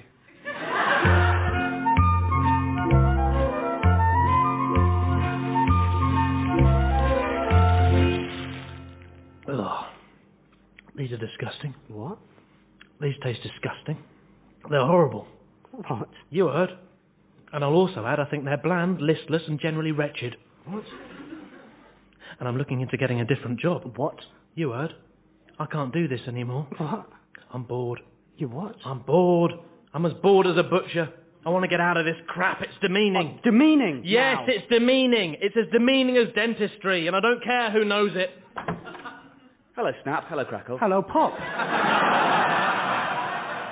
Naff off, Pop.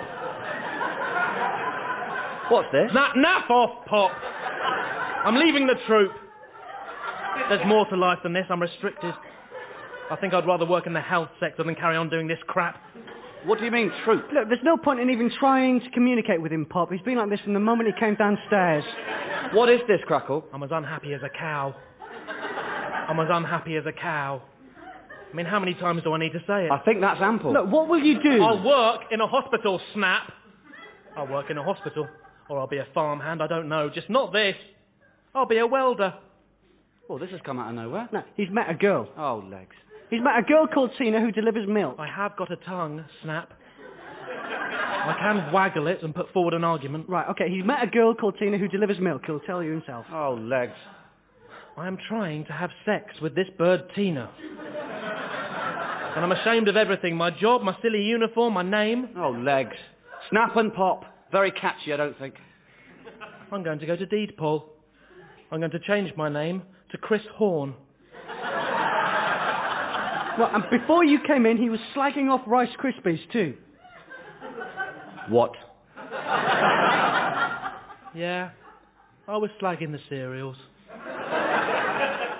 Why? Why do you think? It's because they're as bland as billiards. Well, what would you rather than Well, what do Crackle? you think? Indian food, you moron. I prefer some Madras or some Danzak. Finally, that'd beat these tedious pellets. Tedious pellets now! Right, yes, tedious pellets. I'm off out.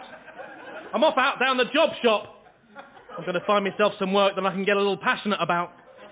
I'm going to find me a job that'll impress Tina. Find me some work in a warehouse, a regular paycheck, a little self-respect, and then launch myself into her knickers. Good day to you, Pop. Good day to you, Snap. So long.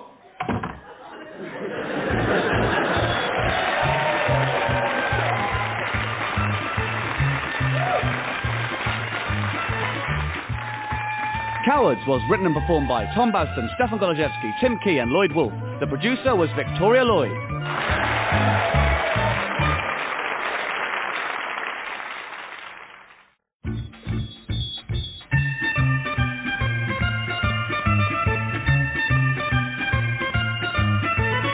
Cowards.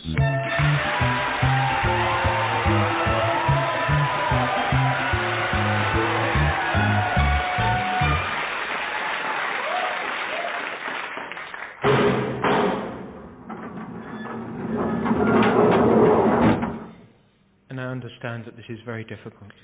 Yes. It's a formality, but a necessary one, I'm afraid. I mean, once it's done, we can release the body and the funeral can take place and we can allow you and the family to grieve. I understand, yes. Are you ready? Yes, I think so. Okay. Could you please identify this person for me? No, I mean, yes, but I'm sorry? I mean, I can identify the body, but this isn't my brother. It's not your brother. This isn't him. It's not Craig. Are you sure? I'm absolutely sure. This is Michael Crawford.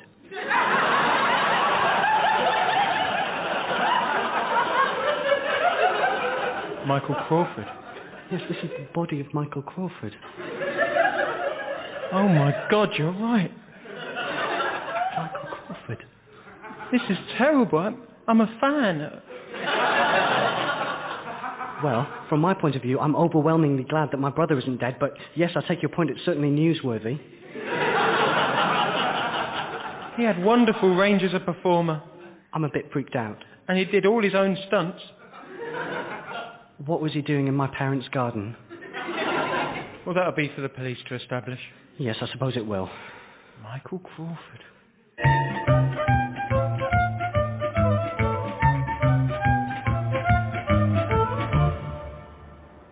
Andrew, me, Anna and Fat Phil are going back up the Alps. Do you want to come? Oh, Roger, can I ask you a question? Of course you can, I don't charge. Oh, does Anna hate my guts? Why do you say that, Andrew? Oh, I mean, for a start, she's currently throwing snowballs at me. Oh, come on, Andrew, it's just the famous Finnish sense of humour. Oh! And last night in the log cabin, the skinny Phil came over and handed me this piece of A3. It's 100 limericks in Anna's handwriting criticising my family, my personality, my religion, my appearance and my catchphrases. Oh! Again, Andrew, she's a typical Finn. And I looked out my window this morning to find she'd built what she labelled a snow Andrew. She'd given it bullets for eyes. Hey, guys. Hello, Kane. Oh! Kane, what's happened to your other arm? Well, I've got some good news and some bad news. The bad news is Anna filled my suitcase with snow and razor blades. Hence my missing arm. And the good news? Well, me and Anna have talked it through, and now we're going to get married. Oh! There were stones in the middle of that one. Who's throwing snowballs at you, Andrew? It's your future bride. She thinks I can't see her behind that rack of skis. Oh! Jeez, that one had glass in it. Roger, Anna's getting agitated. I think she's eager to go up to the Alps. Fat Phil, why did you bring her? Anna? You must have known what she was like, Fat Phil. Well, believe me, I had no idea. Oh, God help us, she's found some acid.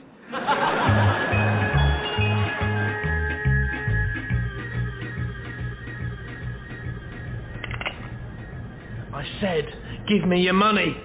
And I suppose I'll just keep saying that I don't have my wallet with me. Yes, and equally that I don't own an iPod. You bloody caveman. Yes. I'm afraid I'm still in the Bronze Age when it comes to music. I listen to cassettes to my eternal shame. Come on, give me what you've got. With pleasure. I just don't imagine you'll be particularly pleased with your haul. I've got a Zone 1 travel card. I don't know if that's any use. Depends where you live, really. And I've got, I've got 9 stamps out of 10 on this Cafe Nero loyalty card, so it's not a free coffee per se, but it's as near as damn it is to swearing. Look at me, I'm not messing around. Hand it over! I'm really sorry about this. I don't suppose you fancy putting the gun down. You can have my swimming pool membership card. Of course, you'd have to suffer the ignominy of posing as Alec Witter. Oh, the shame! That's enough of that, thank you. Hello, I'm Alec Witter. I still wear trunks, even though it's very unfashionable to do so, yes. That's not my voice. Yes. Okay.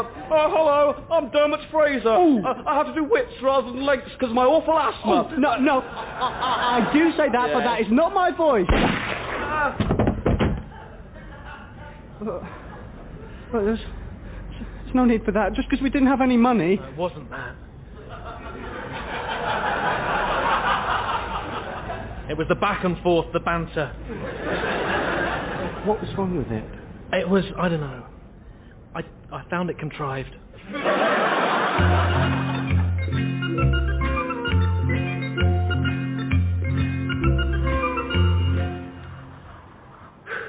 Well, here we all are then. Yes. I mean, it's a beautiful view. Those glaciers. Well, I like the thick forest to the south. I mean, I know it's sad that we've all been driven to suicide by the same girl, but at least we're doing it somewhere special. Oh, she would love us if she could see us now. With our matching breeches and our goggles. Yes, our goggles. Well, this is it, I'm afraid. I can't wait to die any longer. Goodbye, everyone.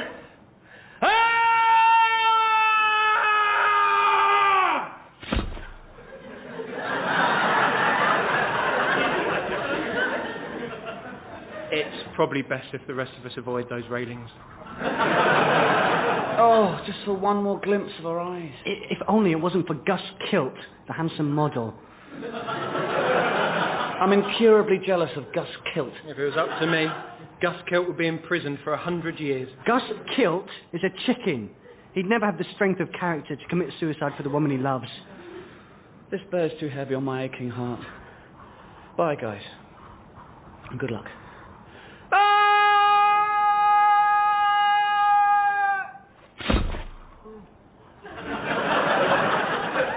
When it's our turns, we really should avoid those railings. They're lethal. You know, it isn't so much Gus Kilt I hate. So you do hate him immeasurably. Oh, of course. It's more the thought of them bonking each other off and then going hand in hand to the cinema and sharing popcorn and a fizzy drink. Don't. Or hitting the sails together. Why wouldn't you hit the sails with me? And what else annoys me about Gus Kilt?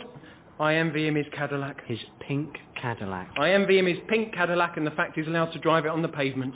Why is he allowed to do that? It's because his dad's the chief of police. Yeah, it's a case of who you're related to and not what you're related to. Quite. I'm ready to go, are you? Yeah, I think so. Okay, I'll go first. Good luck. Good luck.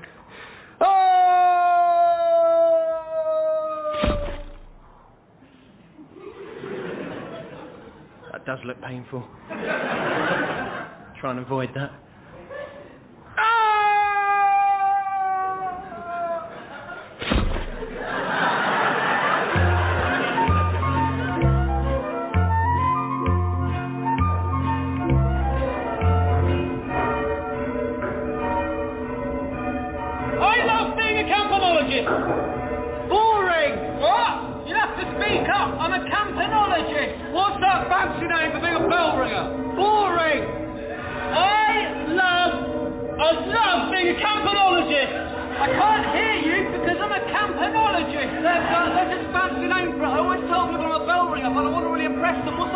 I cannot believe I waited till I was 20 to become a campanologist. Campanology, it's stupid. We'll have to talk later, I think. I'm a campanologist. I hate being a campanologist. Like, it's cans or something, can of mince, can of dog, I don't know. My dad forces me to attend the ringings. Yeehaw! Je suis un campanologist! Can of Barbley, Canavalin. I hate my dad, he's an awful bishop.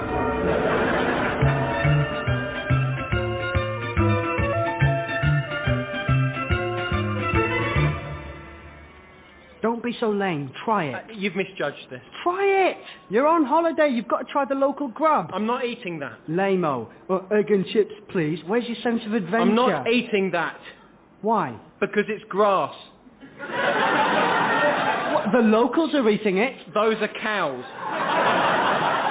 Racist. That's really racist. Those are actual cows and you're eating actual grass. You're so un-PC just because they look different. Different as in they've got udders and wear bells? What? Well, naff off then, Hitler. Find your own tapas bar. Field. We're in a field. Naff off. Fine by me. I'm not chewing cud.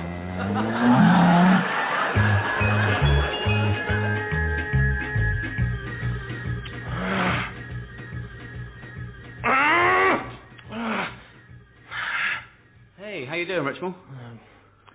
Pretty poor. I can't do this crossword. Well, you've come to the right man. I completed one with Mike Rice 2 weeks ago. What are you stuck with? Okay, capital of Latvia, 4 letters. Easy. It's Riga. No, you see, it's Z something B something. The only thing I can think is it's something like Zorba or Ziba. Something like that.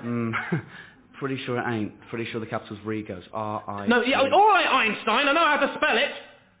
R-I-G-A. So where's the Z? So how am I going to fit it in? Okay, well, where's the Z from? It's not constructive, Tristan. It's there. Deal with it. Yeah, but if it's wrong, it screws the whole thing sorry, up. no, it's not wrong. It's a Z, and it's correct. Bonjour. At last, Daniel, and so hopefully a bit of clear-headed thinking. What's the capital of Latvia? Yes, my parachute jump was fine. Thank you for asking. Sorry, Daniel. Well, we'll do all that in a second, but the capital of Latvia... Riga. Thank you. It doesn't fit. He's put a wrong Z in it. Well, no, that's Riga. Me and Shelley got married there. Yeah, so explain the Z. But what's the Z from? Zebra. And what's the clue? Animal. 5 letters. Easy, first one I put in. See? Christ, Richmond. I've had him all afternoon. So what, a zebra is now not an animal? Yeah, but it doesn't fit with Riga. Like I give a flying fig. You know so much about Riga. Go live there. All right, where's the B from? From up your fat arse. Richmond! Mate, we're trying to help you with this crossword. Try and show some kind of respect. The B is from Longbeard. What's the clue? Facial hair, 9 letters.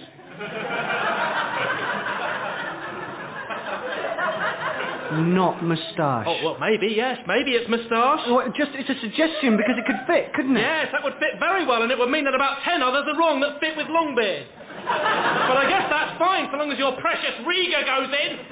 I've honestly never known so much stress coming from a quick crossword. It was more relaxing plummeting with a squaddy. Right, Daniel.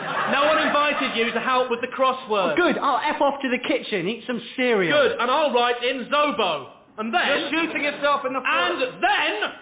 I'll phone this number here and see who's right and see who's wrong and looks like a plum. A plum? Yeah, a plum.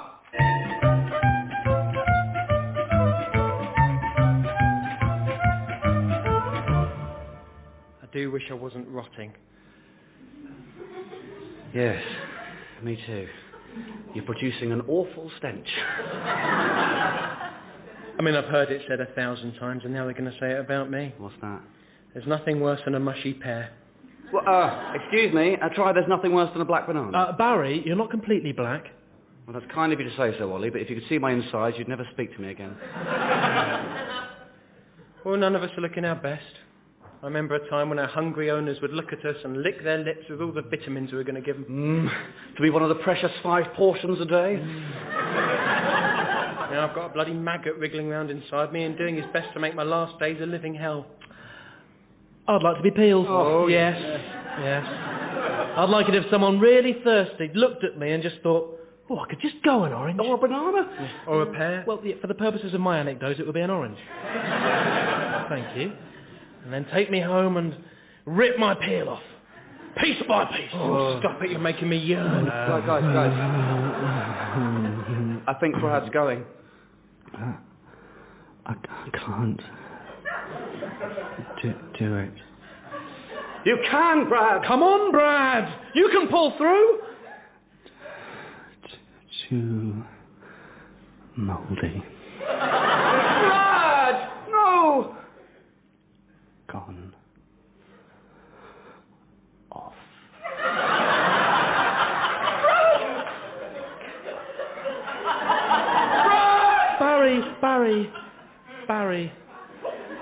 Barry. I think Brad's gone off. Oh well, there are only 2 things certain in this world. You get eaten or you rot. I think we need something to lift our spirits. Yes. Has anyone got any jokes about vegetables? Oh yes, I've got one. I'm not very good at telling it. Do you want me to tell it? No, I'll give it a go. Okay. I mean, I've got one I can do straight away. No, let me give it a go.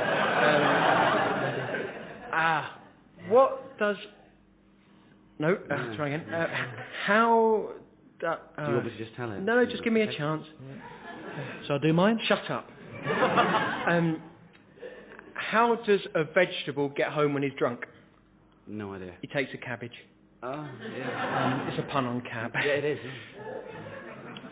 Dreadful. That's an old one. I heard that when I was still a pip. It's pretty funny. Yeah, it's good. It's good. Yeah. Bloody vegetables. Savoury pricks. None of them sweet enough. To get any kind of taste out of them, you've got to boil them in water. Yeah. There's only one thing I hate more than vegetables. You go on, what's that? Tomatoes. Oh. Yes! Bloody traitors!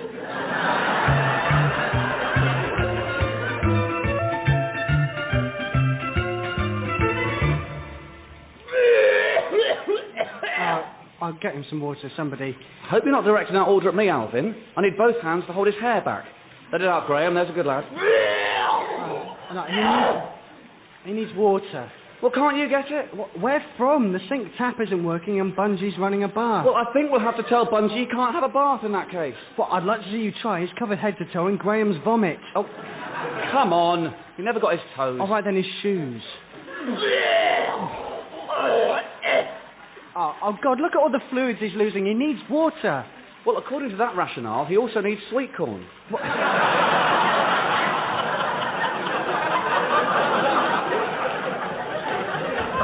Water is much more important. The human body is 70% water. You're thinking of clowns. No, I'm not. Seriously, we're 70% water. Yeah, if that were true, we'd both be standing in puddles. Bungie, I thought you were having a bath. Yeah, I am. I'm just waiting for it to cool down. Is he still churning up? Yes, he is. We're on the 11th dessert bowl. Oh. Why didn't you use the bucket? We cleaned the car with that bucket, Bungie. Why did you make him do it? You wouldn't understand, Bungie. It's a lad's thing. Swallowing 5 terrapins in a minute. Leave it, Bungie. It's silly. Stupid. Right, Dervish did it in Zagreb, so he had to do it. That's the way our club works. And that's why you're not a member. Well, if you ask me, it's stupid. Thank you, Bungleton, but I'll take any advice from someone who actually completed medical school. I'm sorry, well, that's a cheap shot. That was a cheap shot, Dervish. He has to be told, Alvin. He swans around with that stethoscope round his neck as if he's a doctor and not just a male nurse. He has to be told.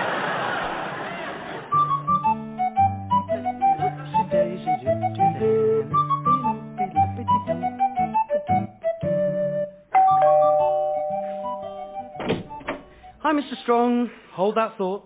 Take your anorak off. Sit down and listen to me. Wow.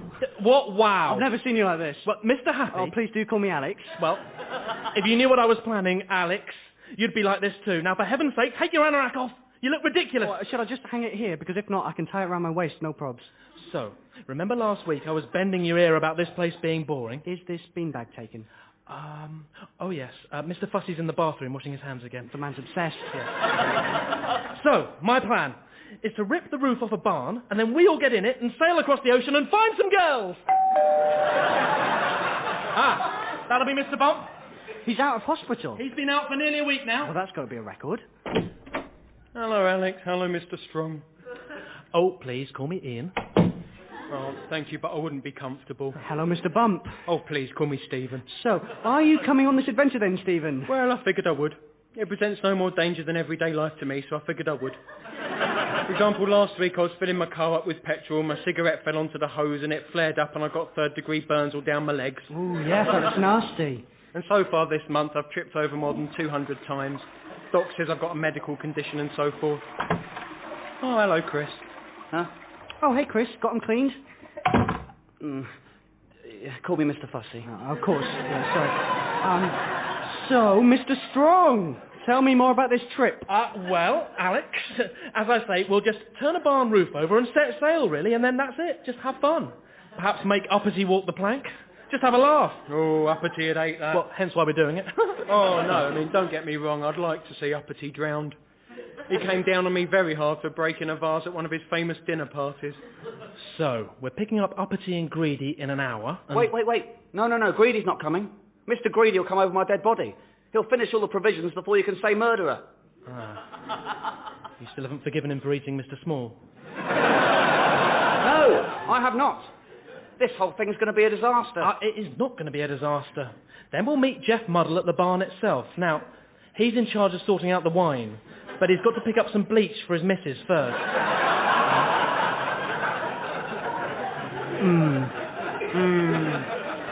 Yeah, so smell before you sip, I should. I'm getting excited about this trip. Oh, I think we all are. Right, if you all hop on that sofa, I'll carry you to the barn. Fantastic! Is Topsy-Turvy not coming? No. There we are. He grossly misjudged something with a girl, and he's been taken in for questioning. Poor David. Poor David indeed. Right, Alex, if you can keep Bump still, let's get going. Shall we sing on the way? Yes, let's sing, by all means. Make up some shanties. This is going to be one hell of a trip.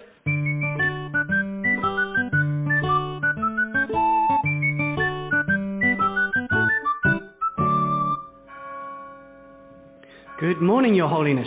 Happy Easter. Thank you. The same to you. I got you an Easter egg. It's a special Easter egg, and if you look on the side, they've written Happy Easter to the Pope in icing. Oh, That's cute. Well, it's not an Easter egg as such, but I've made you this swan out of a beer mat. Thank you, Pope. Now, we've got a busy day. It's Easter Sunday, the biggest Sunday of them all. Absolutely. So first we have morning mass. Can I stop you there? I'd like to go swimming. Of course, Your Holiness, but we have a packed schedule. Yes, I know, but I'd like to go swimming. I'd like to put on all the robes and all the hats I own and go swimming in them. Right. Preferably in the Atlantic. There might be security. Yes, I understand, but I do want to go swimming. For how long? All day. Right. And all night. I see. And what would you have us do about all your commitments today? I'm not really thinking about them. And what will you do if the arrangements can't be made? Then I guess I'll have to do it another day. But I would like to go swimming, and I would make it worth your while. Go on. I'll buy you laser eye surgery. Go on. And a watch. I'm not sure. It's a digital watch. Right, okay, I'll go and talk to Paolo and see what I can do. It's just, I had a dream last night, and now I want to go swimming.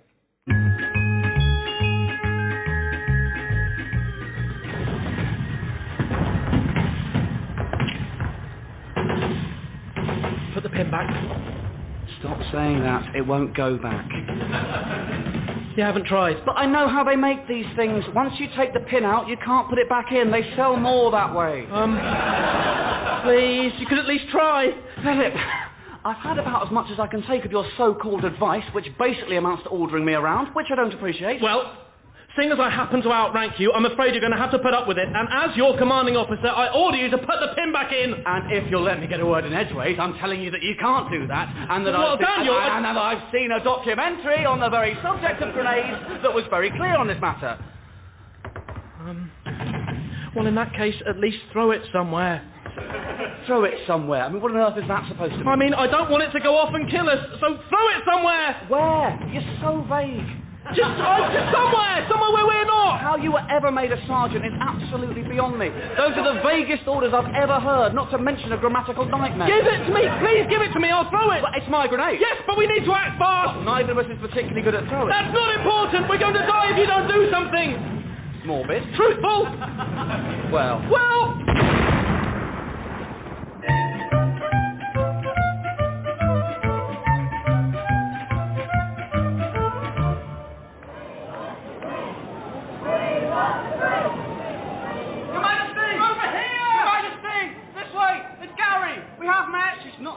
She is. She never looks at us. Oh, she's so beautiful. Your Majesty, please! You've never met the Queen, Gary. Yeah, but she doesn't know that. Anyway, we all look the same. Well, quite right, so why should she pick you? Your Majesty, pick me! Bloody waste of time, these royal visits. Right, just shut your pie hole, Buzz. Too right. You're a drain on the occasion, Buzz. Your Majesty, I'm here! I don't believe it. Who the hell's that? She's picked Terence. Look, Terence. I hate Terence. Well, prepare to hate him even more. Bloody hell, I can't believe she's picked Terence. He's such a sycophant. That's why he was picked. When, oh when, will I get to impregnate the Queen? At this rate, never. Being a bee sucks the fat one. But don't take it out on all of us. It's not fair, though. I'm aspirational. I don't want to be a drone all my life. I've got talents. I can dance. You can't dance. I can dance better than you can. For Pete's sake, you two. Stop bickering. Troy, wipe your chops. You're covered in nectar. No wonder the Queen wanted nothing to do with us. Right, show's over. Get this pea-brained idea about impregnating the Queen out of your head and get out there and fetch pollen and make honey like everyone else. I hate honey. What did you say? I didn't mean it. Should hope you didn't. Come on, Gary. Flowers need us.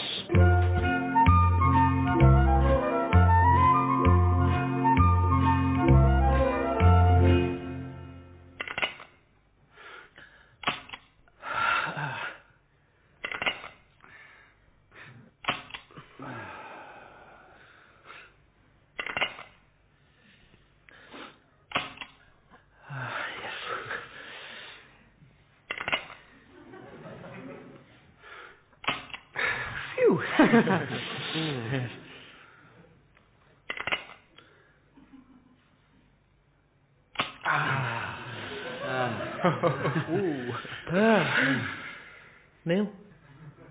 Well, no. What do you mean? Well, No, I mean, surely I don't have to do it now. Why not? Well, because I'm on a hiding to nothing. Yeah, but I mean, we've got to finish the round. Yeah, but... No buts, Neil. No, but it's stupid, because if there weren't any bullets for you five and there are only 6 chambers in the gun, then there's still no way out of it. Well, I'll admit, the odds are stacked against you, Neil. But, I mean, this can't be right, so... Giggling, but we have to finish the round. But there must be a rule about this.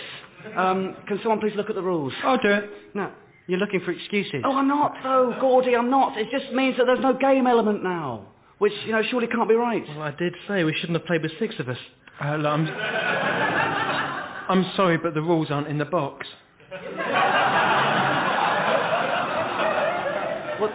Then where are they? Well, I don't know, but they're not in there. Right, have you checked the bottom of the box? Well, of course, I checked that, yeah. Look, can we at least have a vote on what happens then? No way, because you'll get your 2 Estonian friends who don't speak a word of English to vote for you. No, I won't. This is a bloody waste of time. Yeah, well done, Neil. You've ruined another games night. I hope you're happy. No.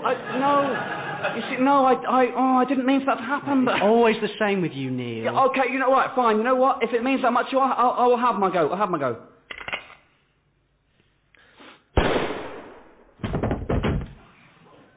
Oh, maybe we shouldn't have insisted. No, sorry. Sorry, them's the rules. Yeah, good game, though, if you ask me. Yeah.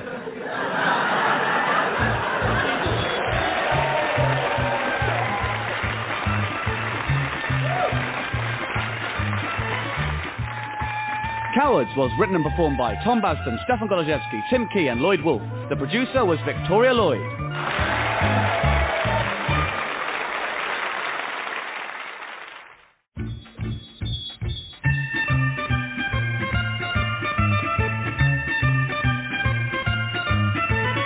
Cowards.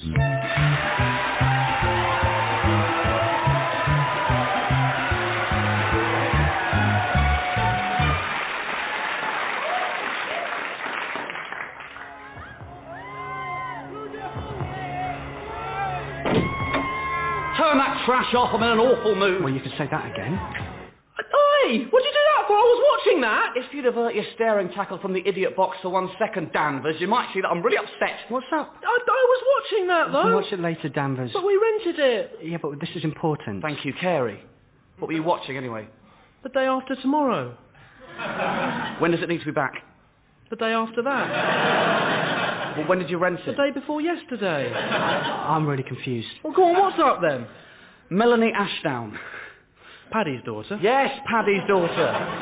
As in Paddy Pants Down? Yeah, right, yes, we've all seen Bremner, Bird and Fortune, thank you. What about her? We've broken up. Oh.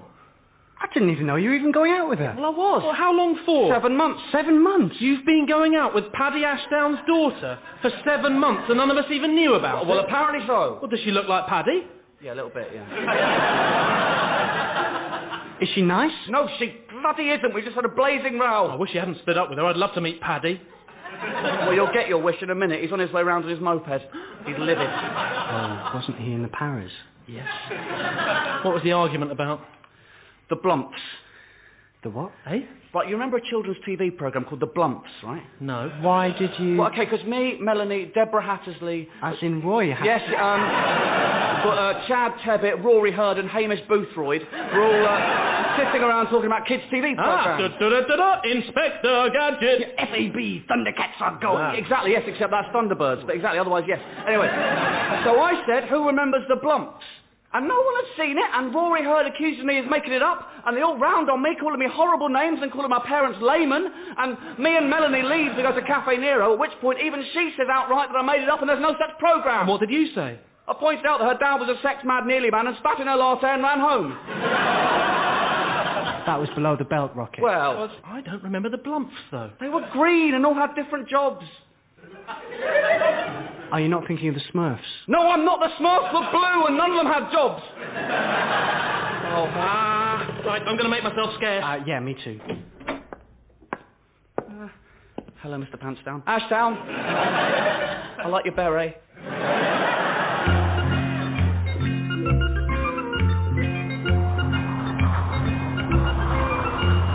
Come on, no way! Well, I don't know what to say.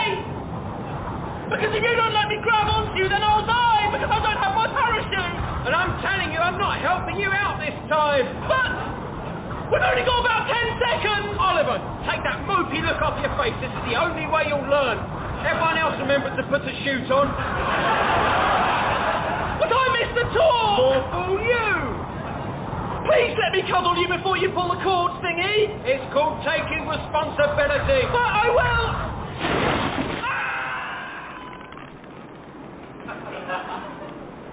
You're too harsh on young Oliver. He has to learn. He's an arse and he has to learn.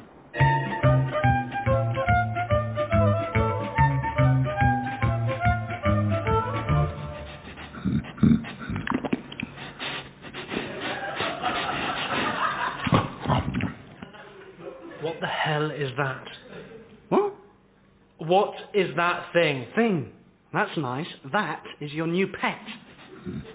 Well, no. Well, yes. I said a cat or a dog. Right. So what's that? It's a cog. What? It's half and half. It's like a half cat. Oh, whoa, come on, Stickman. You can't say half cats in this day and age. You have to say mixed race. Yes. Okay. But it's got a massive wagging tail and a tiny body. I think it's cool. What's that sand pit that Stickman's holding? That is its litter tray. No. But what do you mean, Paul? I cannot believe you've bought this slobbering, well-groomed monster home. She's incredibly loving, but also very aloof.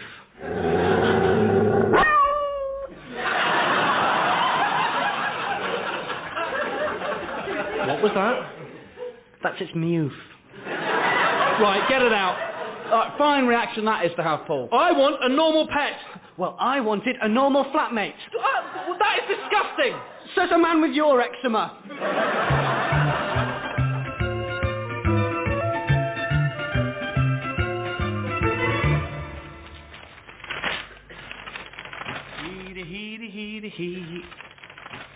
Tell me you're not doing what I think you're doing for the reasons you're doing it for. Sorry, your syntax is too hard. What are you doing, Val? Well, I'm just putting some newspaper down. And if you say what I think you're about to say, so help me God, I will kill myself or you. Mad Betty's coming round. Oh, Jesus! Oh, don't be like that. Mad Betty! What? Please. Richard, you know this is difficult for me. Oh, it's difficult for you. Yes, this is... Yeah, because you put us all through it, you know. I know, but this... We all have to put up with it. Mad Betty and her screwy antics. Look, Mad Betty is a part of my life. You knew that when I moved in. Yes, but... Yeah, if you want me in the flat share, you will have to accept that me and Mad Betty are a package. I just can't take it anymore. Mad Betty. Do not say her name like it's a swear word. I happen to care very deeply about Mad Betty, however awkward her visits may be. Awkward! Awkward! Yeah, smashed teacups, broken glasses, spit in the sugar bowl, shit everywhere. I'm not asking you to clean it up. Good. I'm just asking for a little bit of understanding. The mess and the stench. Richard, please. Val, mate, I've put some straw down in the bathroom in case Mad Betty wants to have a nap. Cheers, Thomas. I can't believe this. What's his problem? The toys have come out the pram, that's his problem. Mad Betty, Thomas, is my problem. Choose your words carefully, Richard. There's nothing I can do, Richard. It's my weekend. She's got to come round. You know she kicked me last time? Yeah, I know, mate. And I'm sorry, and I've apologised, and I really do understand what you're saying. This is tough for me, too. I thought that part owning a racehorse would be all champagne. Afternoons in the winner's enclosure. Turns out there's a lot more to it than that. A lot of hard work behind the scenes. And rightly or wrongly, it involves spending every third Saturday evening in with a very stroppy mare. It'll all be worth it when Mad Betty wins the national, hey? That's the spirit. Mad Betty.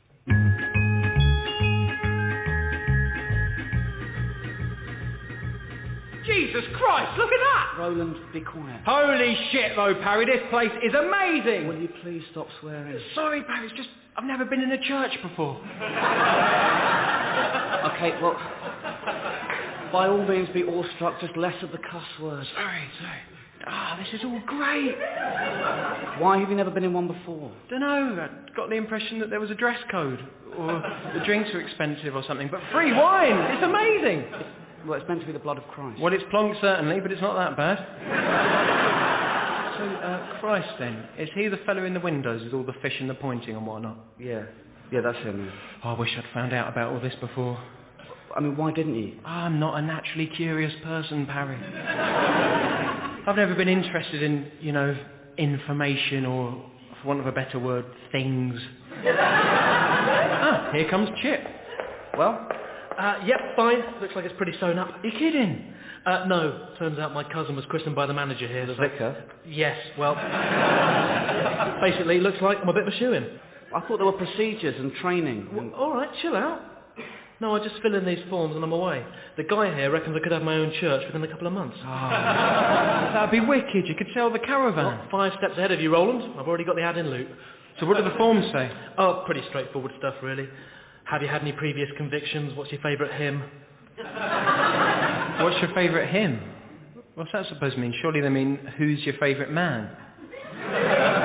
Ignore him, I would, Chip. He's never been in a church before. Me neither, as it happens. What? Well, I've been in a Santa's Grotto in Debenhams, if that counts. No, that doesn't count. Oh, I've been in one of them. No, that most certainly does not count. I think you're grossly underqualified to be a vicar. Apparently not, though, Parry. You only need 1 A-level in the humanities subject or an HND, and you're away. It's a very skilled job. Yeah, really skilled. Yeah. You two are married. Oh no, someone's dead. Thank God for Jesus. Thank God for everything. Exactly, it's that kind of stuff. Oh, apparently I get a flock. Ooh, sheep or people? I didn't ask. I thought not knowing might make me look amateurish. I hope it's sheep.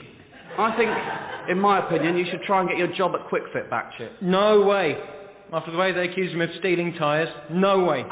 Thank you, Roland. But this is a big commitment. And I can't make big commitments then, Parry. I've been married 4 times. I'm not sure that statistic helps your case, Chip. Be more supportive, Parry, for Christ's sake. Stop swearing. You're like my dad. You're like my mum.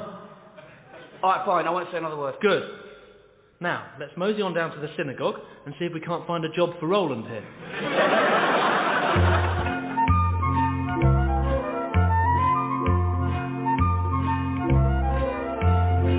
I just thought it would be a question of willpower. Nope. Like eating a donut without licking your lips. That's just willpower, isn't it? Yeah, but it's not the same. So I thought, right, willpower. And I walked into that ward and I said, right, you horrible lot, no more symptoms. It's not the same, though, is it? Pull your bloody socks up and let's have no more symptoms.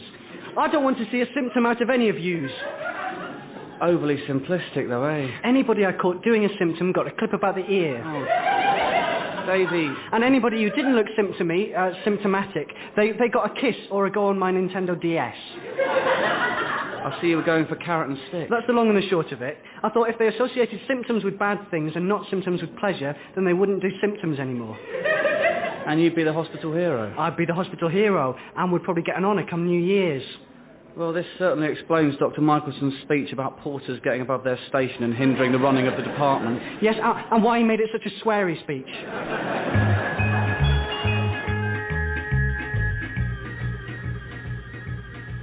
But the way you managed to hold him back, though. Me? What about you? You were amazing. Oh, no, come on, hardly. I only dealt with a couple of them. And a giant octopus. Yes, but... I'm not sure I'll get that octopus ink out of my clothes. Yeah, nice job for Alfred. Yeah. My favourite bit was when you said, the joke's on you, and pushed him out the helicopter. I don't know where that came from. Oh, come on, that must have been prepared. No, honestly, it wasn't. Full of mud. Seriously, I just thought of it on the spot. Well, it was bloody good. Wow, thank No, I mean that, well, I'll tell you what. I'm not going to forget you in that plank in a hurry. Which was that? You know, when you started spinning that plank and then you flung it into the turbine. Yeah. That was quite good, actually. It was magic, mate. Yeah. Did you get that splinter out, by the way? No, it's quite deep.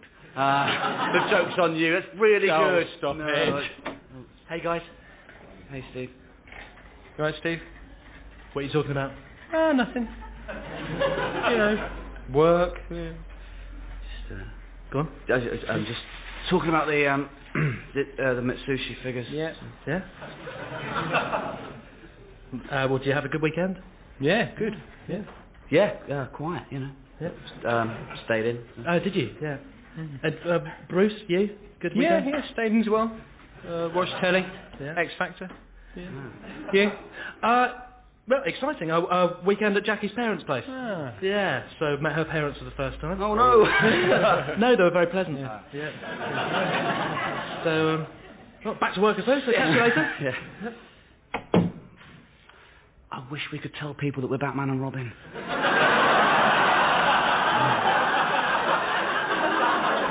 We can't. We said, remember? But can we not tell Steve? No. Your girlfriend knows. Oh, that's different. She found the Batmobile. I bet he thinks we're really rude, though. That's fine. Oh, I really want to tell him about catching the Joker. Dick, don't. Well, okay, can we wear our costumes to work then? No, he'd guess it was us. He might not. Just leave it, right? That's fine. Have you got the Hayoto file? I gave it to Becky. Okay. Do you want me to get you a bat coffee? Just call it a coffee when we're here.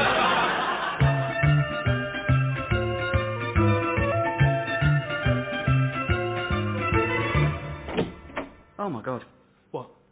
This is crazy. What is? The world's gone crazy. What's going on? Have you seen today's papers? No. Seen one, seen them all. Why? The American elections. What about them? Oh, yeah, what happened? They've elected a snowman. What? The Americans have elected a snowman as the new president. What? You can't be serious. I'm completely serious. Well, that's an outrage. I mean, what are they going to do in spring? He's going to melt. Typical political short-termism. It's... But how can that even be legal? Apparently there's nothing in the Constitution against it. As long as you was rolled in the States itself, there's nothing unlawful about it. Have you heard about Jeff Reed? Who's Jeff Reed? The new American president. He's called Jeff Reed. Yeah, he's great. I've been watching him on CNN. What do you mean he's great? It's an outrage. You can't have a snow president. Well, that's offensive. Well, even a passionate Michael Moore fan like yourself must admit it's screwy, Enfield. Not at all. He's wonderful. He was amazing in the debates. He has such a quiet dignity. He's on the news now. He's sweating a bit because of the studio lights, if you want to have a look. Ah, great. Put it on, Samson. Catch you in a bit. Hey, what? Watch it in here with us. Well, I've got a TV in my room. Yeah, but you can watch it with us. Yeah, but I've got it on in my room. I think you should watch it in here. No, it's fine. I'll watch it in my room. Why did you do that? I do not know. No, it's weird.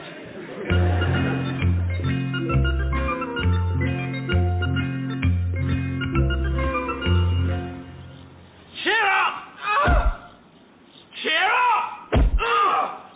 Cheer up, I say! Well, I'm just... You can't just say cheer up. It doesn't work like that. I'm not a light bulb. But you're bringing the rest of us down. Come on! Snap out of it!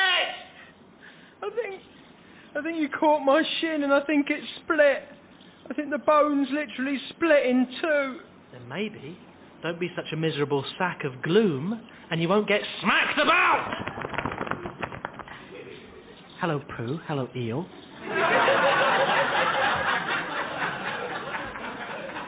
Hello, Owl. What's up, Eel? You look a little bit down in the dumps. Who just landed me a blow to the shin? The pain's immense. Nasty. And tell me, how are you today, Pooh? Well, I was all right, till I came across this belly-aching wretch. I spent the morning eating honey and getting muddled, so mustn't grumble, as the song goes. And tell me, have you patched things up with Piglet yet? No, he still ain't talking to me. What's happened between you and Piglet? You see, Owl? It's the voice. It's a monotone, mate. I don't know why you bother speaking. You sent me to sleep. If you must know, Piglet overstepped a boundary. We were playing and farting around with your tail, as it happened. And that's another thing. I want that back. Yeah, and if you weren't so completely and utterly boring the whole time, you might get it back. Cover up your rotten old bumhole. What? Anyway, me and Piglet fell over and he landed on me. And then he thought that it was like a moment, which it wasn't. And, you know, Piglet tried to kiss Pooh. and so I smacked him with, I'd been gorging myself from this honey pot all morning, so I brought that down on his head with great force. And it was quite a substantial pot, and he's only a wee fella, so... Was he badly hurt? Right, Eeyore, darling, put some intonation into your questions, unless you want me to split your other shin bone. Was he badly hurt? Detached retina. Severe concussion. Claims never to have heard of 100 Acre Wood. Denies being a pig. Poor Piglet. Well, pervy Piglet, but carry on. What do you mean, pervy? What do you mean, pervy piglet? I wasn't. I'm not. I'm. Eel, I think you and I'd better leave. I can't. My shin. Okay, well, so long, fellas. I'm going to go and bury my beak in a book. What do you mean, pervy? No, there's nothing. Because you know what, Winnie? You can't have it both ways, you know? You can't demand that we hold hands when we're flying kites and then... No, but I'm not just trying to... I don't think you're pervy. What? I don't think you're pervy. I should hope not. Sorry, I'm sorry. It's all just... It's bravado. It's for Owl. So why don't we prance up to Rabbit's place? Take the mickey out of him for being a fusspot. No. As a matter of fact, I'm going fishing with Christopher Robin. He said he'd spotted an eel in the stream and I'm going to help him fish it out. I can help. No! I can hold a little stick. I can... No! You don't understand. I do understand. Come and see me tomorrow.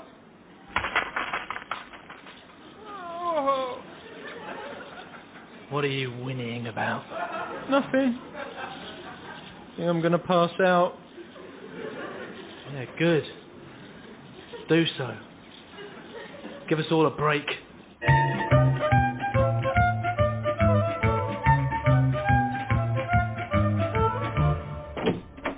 Good God. What's happened in here? Before you say anything, Rudy, I want you to know that it's all been taken care of. I find that quite difficult to believe, Damien. What's in that wheelbarrow? Frozen peas. Right, and embedded in them, I can only presume, are Paul's dismembered arms. Yes, those are my arms, Rudy. Did you recognise the tattoos? Well, given that you're wearing one of your trademark vests, Paul, it was quite easy to work out whose arms they must be. I see. So perhaps one of you would like to explain why Paul's arms have come off. Now, it was no one's fault, Rudy. Basically, Rudy, I got my job back at the car wash. Right, well done. Thank you. I mean, that doesn't explain it so far. Oh, well, me and Paul were sort of celebrating and doing some pretty intense high fives. Yeah, I see. Okay. Which is why my arms are only hanging on by a thread. And why your armpits are covered in Savlon. Exactly. How do you feel, Paul? Well, I'd usually say with my hands, but now I really don't know what to say. Ignoring your pedantic sense of humour for a second, Paul, how are you feeling? I'm not bad. I'm heavily sedated. This may turn out quite badly for you, Paul. Oh, it won't be too bad. Me and Damien have already developed a new high five that involves him slapping my chest, so I think it'll be okay. Yeah, that's not exactly what I meant, Paul.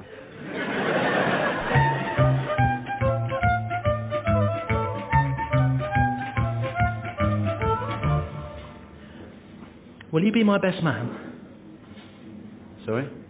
Nothing. Sorry, forget it, nothing.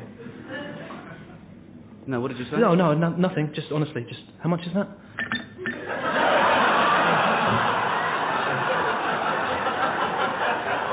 That comes to £36.78. Did you want the gardening gloves as well? No. I think they're his. Okay, so that's £36.78. Thank you. But what did you say? Something about best man? Well, no, nothing. Just I was thinking out loud. Just sort of muttering about how many seeds I'd bought. I was wondering whether I bought too many radish seeds or something. You bought 30 packs? Yeah. My fiancée likes nurturing radishes from seed to fruit. But, I mean, then you asked me to be your best man. Well... I mean, didn't you? Yes, I did. I panicked when I asked you to be my best man. I suddenly doubted my brother. Visions of him being too hard on you and his speed? Well, something like that. Can I please buy this glove? Once you've established whether I'm going to be this one's best man or not, you can buy a whole shed for all I care. I've got an animal. If that'll swing your decision, we can arrive on that. A horse? That kind of thing. And I've never lost a ring in my life. Well then, yes, I would like you to be my best man. I'll fix you up in a suit and boots and you'll walk me down the aisle. And it'll be my pleasure. Well, I'll go and stop Marina up with these seeds and give her the good news.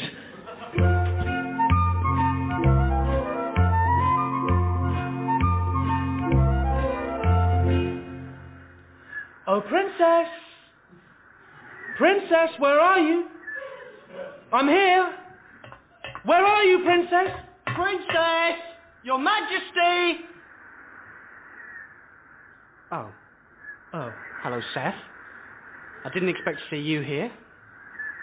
How are you? Tired. Windswept. Surprised to see you here. Yes. We're at the top of a tower in the middle of a dark forest. Yes. It's quite a coincidence. Yes, it is. Hello, Princess! Oh, balls. Hello, Harlem. Balls. Hello, Harlan. What are you two doing here? Well, same as you, I guess. Balls. Well, I take it you two got the letter as well? Nailed to the front door. Come to the top of the tower and wake the princess with a kiss. Yes, that was it. Yes. So here we are.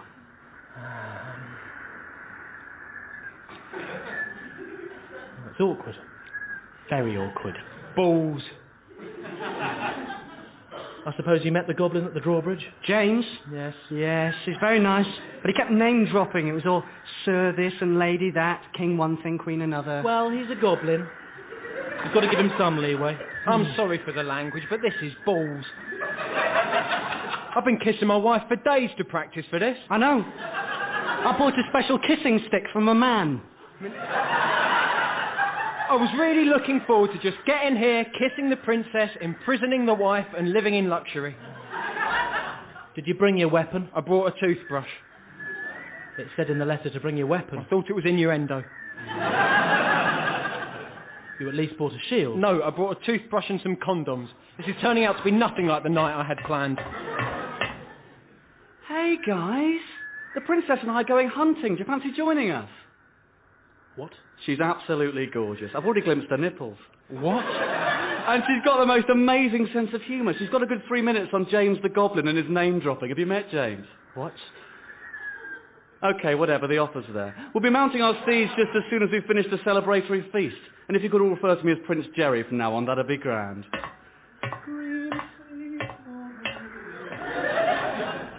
Balls. Prince Jerry Pooks. Well, that's it for us then. I wish I hadn't burned all my bridges with my family now. What did you do? I told my wife she had a big nose and I told my kids they'd inherited it. I hate bloody Prince Jerry bloody Pook. I think we all do. Now, let's go barbecue us a boar and get back to the village and shoe some horses. My wife's going to make my life hell. I mean, she does have an enormous nose, though.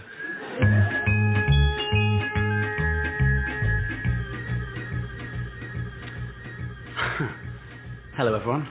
Thanks for coming. Hello, Chris. Hi, Martin. Chris. Hi, Brendan. Hi, Chris. All right, Dean. Thanks for having us. Hello, Paula. Hello, Chris. All right, Lester. You're looking nice, Chris. Oh, thanks, Paddy. How are you, Chris? I'm very well, thanks, Eunice. Chris. Benny. All right, Chrissy. Fine, thanks, Adam B. Hiya, Chris. Hi, Froggy. What's your Chris? Hi, Barker. Hello, Chris. Hi, Dad. Honoured to be invited, Chris. Not at all, Mr. Harlow. Hey, good to see you, Chris. Yeah, you too, Susie. Hello, Chris. Hi, Eamon. Hi, Chris, mate. All right, basics. Right, mate. Hey, Dogger. How you doing, Chris? Yeah, I'm all right, thanks, Bill. Thanks for organising this, Chris. Not a problem, Serena. Hello, Chris. All right, Adam T. Good to see you, Chris. You too, Marshall. Right, this isn't going to work, is it? I've invited far too many people around for dinner.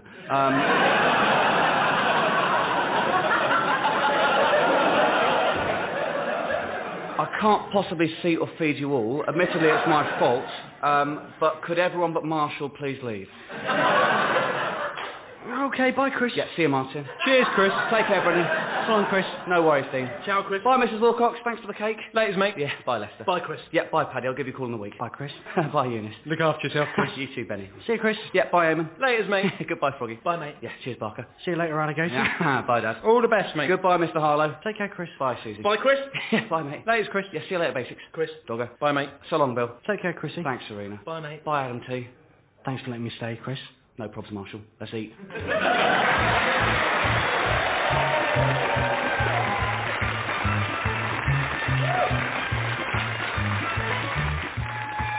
Cowards was written and performed by Tom Basden, Stefan Golaszewski, Tim Key and Lloyd Woolf. The producer was Victoria Lloyd.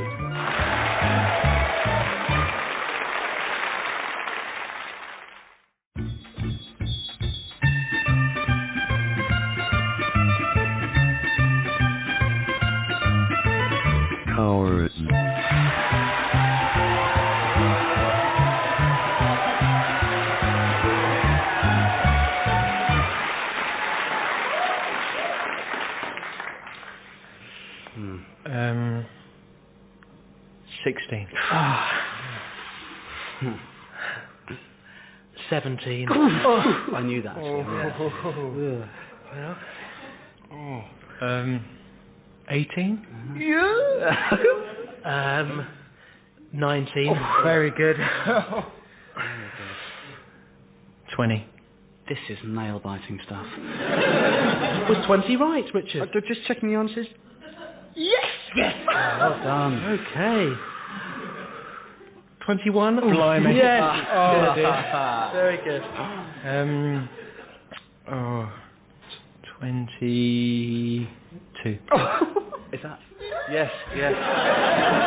I can't say much more of this. I think, I think I'm going to go for 23. I thought you were going to pull out there. No, so did I.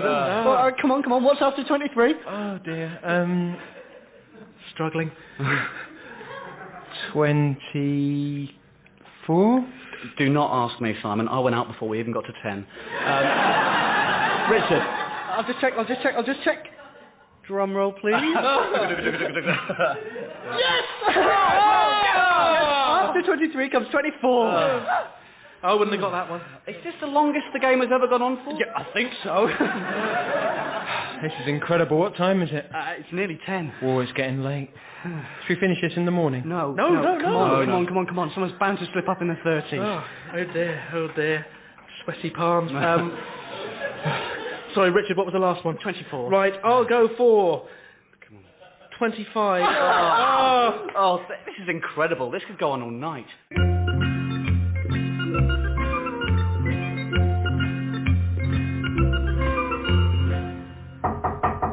Come in. Hello, Mr. Welsh. I'm Alex. Yeah, do take a seat. Thank you. Do you mind if my mother and aunt come in? It's just they've never seen me go for a job interview is all.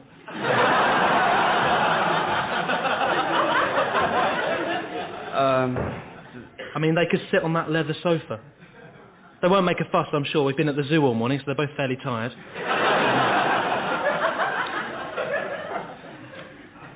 Okay. Thank you. Mum, Auntie Pat, you're allowed to come in. You have to sit on that sofa.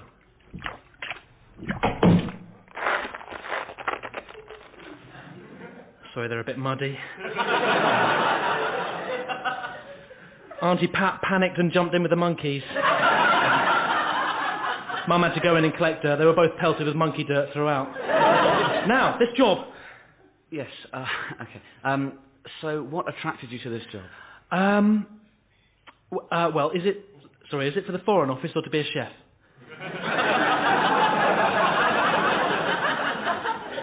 Sorry, that's just I can't. I've got 2 interviews today. I've got one at 4 in Garfunkel's.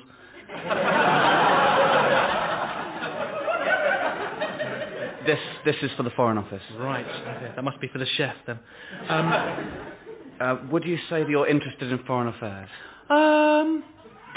Yes and no, really. I mean, I don't like going abroad, if that's what you mean. I went to the Isle of Wight once with Auntie Pat and the late Uncle Sean, but if I'm honest, I found it a bit of a culture shock. I couldn't stand seeing all the street children, and the smog aggravated my asthma. On the other hand, I love McDonald's and Sony, which, and I'm not showing off, they're from abroad, aren't they? How am I doing? Well, you're the only candidate who's worn a replica football shirt. Right. I should have explained. I'm an enormous Plymouth Argyle fan. Could you have your secretary bring a jug of coffee for my mum and her sister-in-law? Okay. Come on. I won't be able to concentrate on the rest of the interview if Aunt Pat's gesturing that she's thirsty the whole time.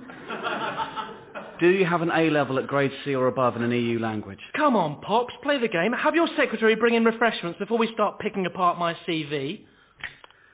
Gladys, could we have a jug of coffee and some biscuits? And a towel. And a towel, please. Thank you. I don't suppose you've made the other candidates answer questions whilst their aunt sat on your sofa with monkey excrement on her blouse? Now, what's all this about A-levels?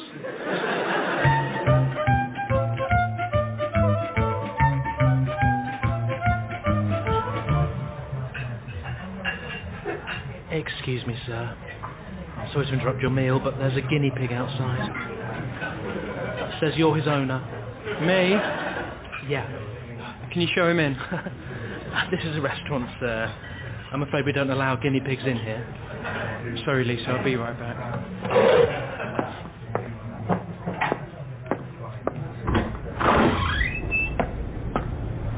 What is it? I thought I told you to leave me alone tonight. Can you lend me a fiver? What happened to that tenner I gave you yesterday? Me and a load of the cats went bowling. What do you need the fiver for? Well, half of us want to go bowling again. Okay, look, take a 20 and don't bother me for the rest of the week. Ah, thanks, mate. And also, have you got another key? A dog threw me in the canal and I lost mine. Use the one under the mat. But, mate! Look, use the one under the mat. Now, if things go well tonight, Lisa is going to be sleeping at ours. You'd better not disturb us. Ah, is she bringing her gerbil? I doubt it. Oh, please get her to bring her gerbil. I practically got to second base with her last time. I'll be dead quiet. Okay, I'll see what I can do. Ah, results! Just give us some space tonight, yeah? Yeah, I understand. You're in the mood for loving. Now go. All right, well, thanks, Ian. Be good, and if you can't be good, be careful. Go away. Yeah, don't do anything I do. Go.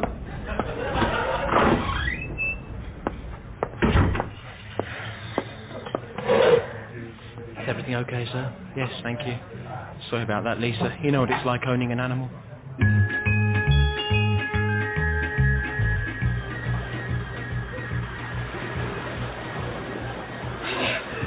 Are you the Coast Guard? Yes? Hi, allow me to introduce myself. My name's Neil, and this is my brother, Iggy. Hi, yes, just to confirm, my name is indeed Iggy. Are you twins? No. We're identical, but we're not twins, rather like a riddle. One of two identical brothers who, for all the world, appear to be twins, not in fact twins. Am I meant to be guessing? When they're triplets, but the other one isn't there. Okay, gotcha. You're triplets. Okay, formalities dealt with. We were wondering if you could give us some professional help. That's what I'm here for. Your red trunk's a testament to that. Well, our brother, The third triplet? He's catching on. our brother, C.J. Campbell. is struggling to stay afloat on the horizon. Well, I should get on my jet ski and ride out and save him. You have a jet ski. I can imagine you on a jet ski. I should think that's thrilling. Okay, lads, I'll make tracks. Can we just give you the background? We were just sitting on our towels over there next to those topless girls, and then one of the topless girls came over. She didn't have a bra on. I should think the Coast Guard knows what topless means. Indeed. In this job, I see almost as many topless top halves of girls as I see drowning. That's a gratifying statistic.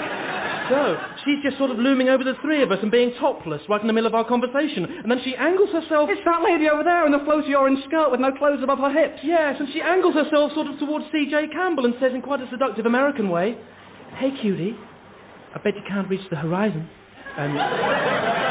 Sorry, how long is this story? The third triplet is beginning to bob up and down, less and more respectively. Oh, no, it's nearly finished. This is all background, you see, and then you can do your life-saving piece. You see, the fact is neither Neil, my good self, or C.J. Campbell can swim. If you can imagine a rabbit trying to swim, then you're about halfway there. Well, a rabbit's about right. We can't swim in the league. We can paddle. Oh, I'll say, we can paddle. But we can't swim, and so you'll understand how impressive C.J.'s efforts have been. And how inspirational Mary Louise Front was. She said to him, "Swim to the horizon and I'll marry you." And that was enough.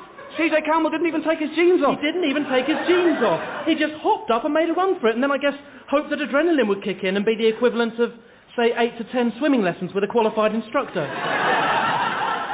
Sorry, I'm miles away. I'm just thinking I wish Marie Louise had made that offer to me. I could have swum to the horizon in a flash and won myself an American bride. Well, this was C.J. Campbell's thought on the matter. Well, speaking of which... Yes, I must press on. We haven't seen the poor chap's bald pate for a wee while. Well, thanks for everything. If you could just deliver him back to us over there, that would be grand. We'll all be on our towels. Chatting with our American cousins. Chatting with Marie Louise, our future sister-in-law. Depending on whether she's got an ounce of integrity. And depending on you doing your job to the best of your obvious abilities. Otherwise, twins it is.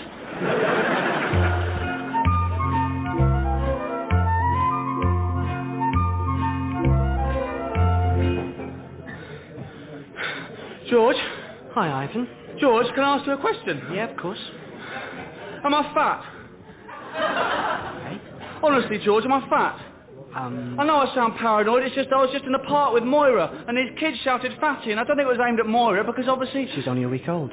Well, exactly. Which means it must be aimed at me. Am I being oversensitive? I mean, I know I'm not in the shape of my life. Well, what do you think?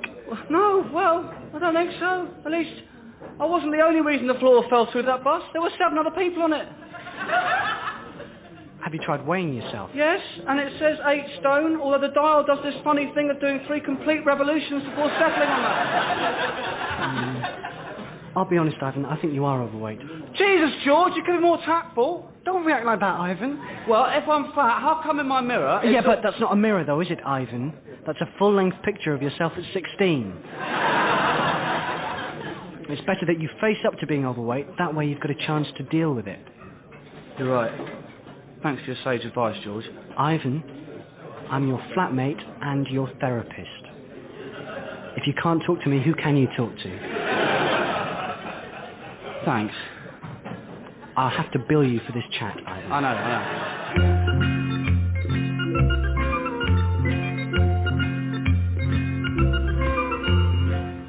Jason, I think the dog wants an ice cream.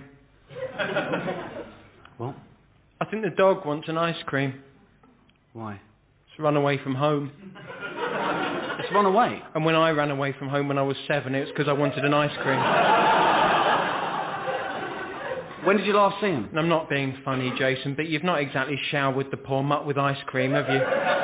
Kit, when did you last see him? This morning, mooching around near the fence post, smelling his tail. I can't help but think if you'd bought him the odd cone... Slobbers doesn't want an ice cream, Kit. He's just run off. What makes Dogs don't like ice cream, okay? Dogs like meat. But that doesn't add up, though, does it?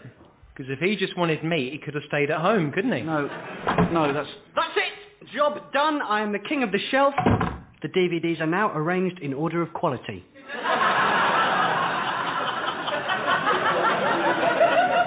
Scott, Slobbers is missing. He's run off. God. Possibly looking for ice cream. Well, has he taken his stuff? Has he... Just his collar, I think. Okay. In that case, it could be that we're overreacting. Sounds like he's not planning to go far. Look, I'm really worried. He could have been hit by a car or anything. No, don't talk like that. He's probably just decided to go away for a bit. Oh, do you mean like when Susie spent a year in Paris? Exactly. Because that could be good for him. If he comes back half as sophisticated as Susie did, we're going to have one hell of a pooch. Neither of you are useful people. I'm going to go out looking for him. All right. Look, I'll print out some posters. Have you seen this dog? Get home at 1 Slobbers, that sort of thing. Thanks, Scott. And I'll ring round all the local ice cream vans. Yeah. Oh, guys, I was just thinking, just while he's away, would anyone object to me using Slobbers' kennel as a sort of study come home office?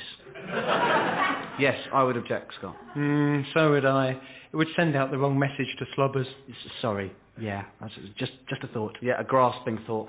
A grasping one.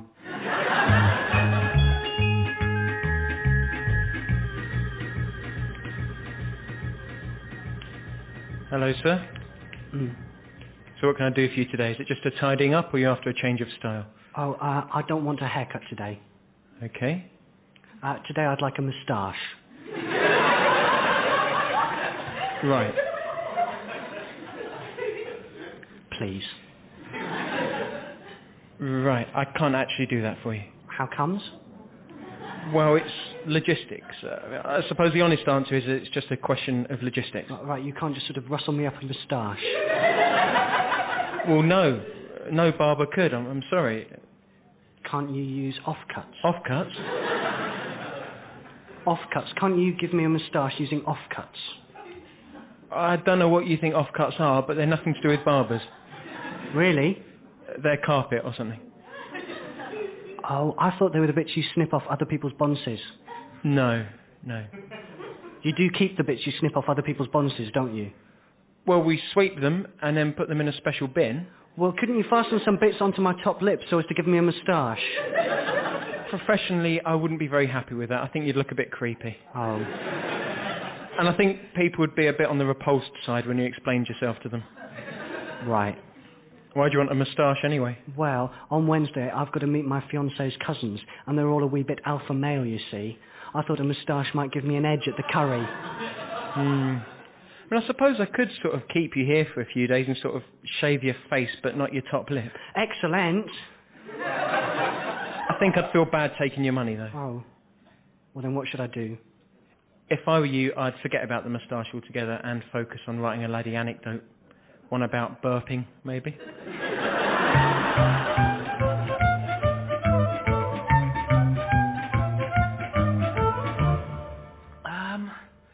I dreamt I was going to win an Olympic gold at the 2012 Olympics. And then I checked it out with a professional fortune teller, and she said that it was true, and that I would, and that I'd win it in the 110-metre hurdles. Like Colin Jackson? Yes, except Jackson never actually won gold. Oh, okay, so you're going to go one better. Yes, although I then went to a professional coach, a chap called Frank Dick, and he said, and these were his exact words, for you to even become a medalist is going to take a hell of a lot of hard work. Talk about straight talking. Well, I think straight talking is one of the many skills you have to acquire if you're coached to Linford Christie and John Regis for a period of 8 years.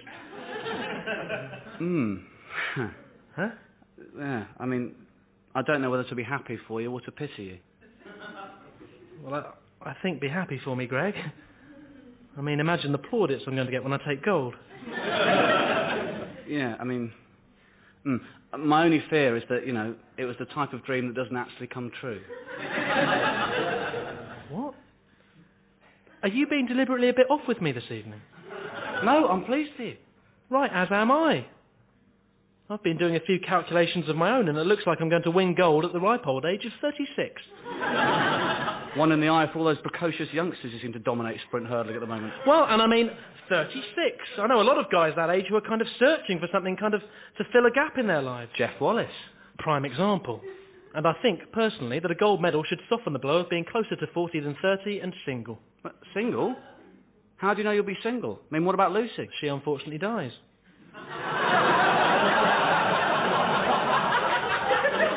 The clairvoyant says she gets shot dead in Rome. Okay, tell her not to go to Rome. Not a good idea to mess with these things, Greg. No, I think I'm just going to have to knuckle down to my training and brace myself for the loss. Well, I'll tell her not to go to Rome. Yes, I know you will.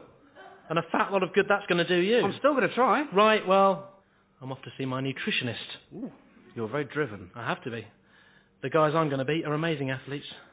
The Korean who takes silver will have a personal best of 12.92.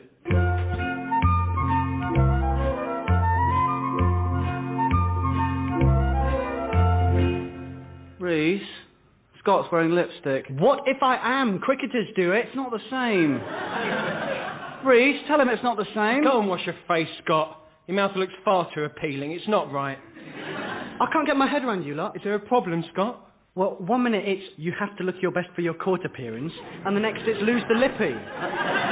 There's no contradiction there, Scott. What, should I lose the suit as well? No. No, the suit's fine. The suit's good. It's just the lipstick is wrong. Mental. So suits are good, and a bit of slap is some sort of disaster. Mental. Listen, Scott.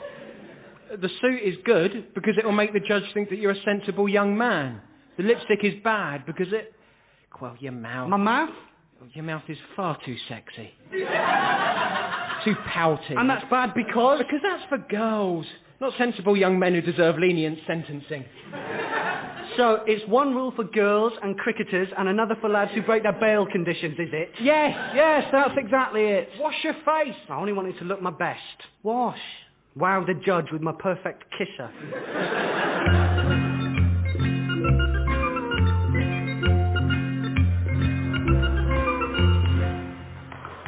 This is my uncle. Hello, Graham. Hello, Graham's uncle. Oh, he lost his voice during the war, so he can't speak. Oh, sorry to hear that, Uncle. What happened? Well, I'll tell you. There was so much war going on all round him that he got scared and his voice deserted him. Oh, I'd be the same. If I was in a war, well, I think as soon as I lost one of my best friends, then I'd be all over the place, I think. Yeah, me too. He communicates with the bell now, don't you, Uncle Daniel? Confirmation. He says, don't take this the wrong way, but you're deeply unattractive.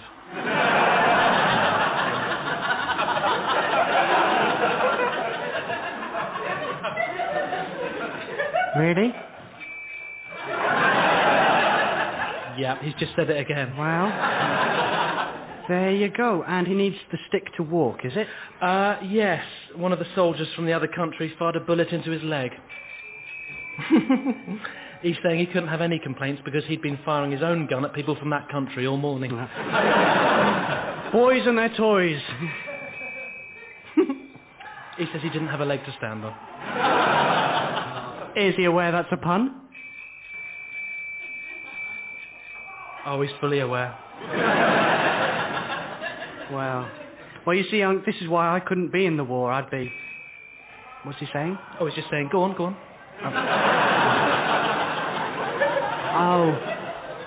Well, I was just saying I'd be the worst possible soldier. I think the moment I was asked to put a bullet in the head of someone who had the same job as me, I'd fall to pieces, I think. I find it difficult enough to sabotage the vans of the chaps who work for my company's nearest competitors. Ah, yes, he said it is quite tricky being in the war, but it's like all things, really. Once you've been a soldier for a while, you begin to think up all sorts of ways to justify killing your fellow man. He says he once shot someone who wasn't even looking. Even our heroes in the Premiership sometimes take a free kick before the other team's ready. What's he... Oh, no, just agreeing. Well, anyway, nice to meet you, Unc. My name's Gareth Beaumont, by the way. Again, he's just reiterating that you are hideous looking. Okay. All right, Unc, let's take our seats and watch some basketball, eh? Yep. Okay, yeah, you can imagine. He's warming to his theme. He's repelled by your face.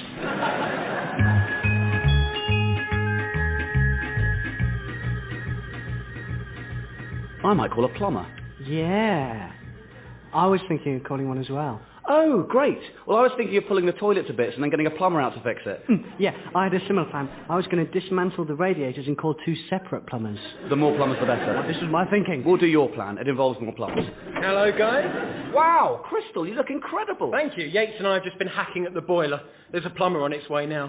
No wonder you're in top hat and tails. Is that why you were up all night making fudge? And carving a goose, yes. We won't want the plumber going hungry. It might die, and then where will we be? Yes, absolutely. So I should warn you, there will be a plumber here in minutes, and I don't think either of you wants to greet it in just your pyjama bottoms. You're right. Let's go get changed. We'll do our plan tomorrow. Yeah! Ah, Yates. Is the plumber on its way? Yes. Excellent. I'll remove my leathers and get inside the enormous cake.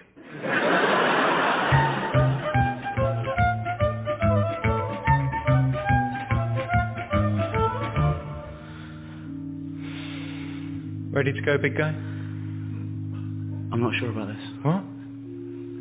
I said I'm not... I heard what you said. Yeah. Bloody hell, you pick your moments, Melvin. I'm sorry, I just... Oh, blimey, is this the right thing to do? What do you mean? You've got to do it now. Really? Yes, I mean, look, all the lads are here. I know, I can hear the pitter-patter of tinnies being opened. Look, I realise we've gone to a lot of trouble. It's just... Are we being a bit rash? What do you mean, rash? I mean, it was a funny idea, and we all thought it was a giggle, but I'm not sure. I mean... What? I mean, I suggested it in jest. I didn't think you'd actually make steps to make it happen. You know, actually contact a florist and investigate outside catering companies. You thought we wouldn't go through with it? I don't know. I mean, I didn't realise you were serious until it was too late and you kept using the phrase, lose the deposit, like it was going out of fashion. So you don't want to? Is that what you're saying? I'm saying I'm not sure we should. Well, why not? Because... All right, well, what if one of us ever wants to marry a woman? For God's sake, Melvin, you're 28. You're past it. Well, I don't know. I mean... No one over 30 has ever got married. And, I mean, this is a statistic you've leaned quite heavily on over the last 3 weeks, but I'm just not sure it's true, Vaughan. I mean, look, for another thing, neither one of us is gay. Don't be so blinkered. Same-sex weddings aren't just for gay people.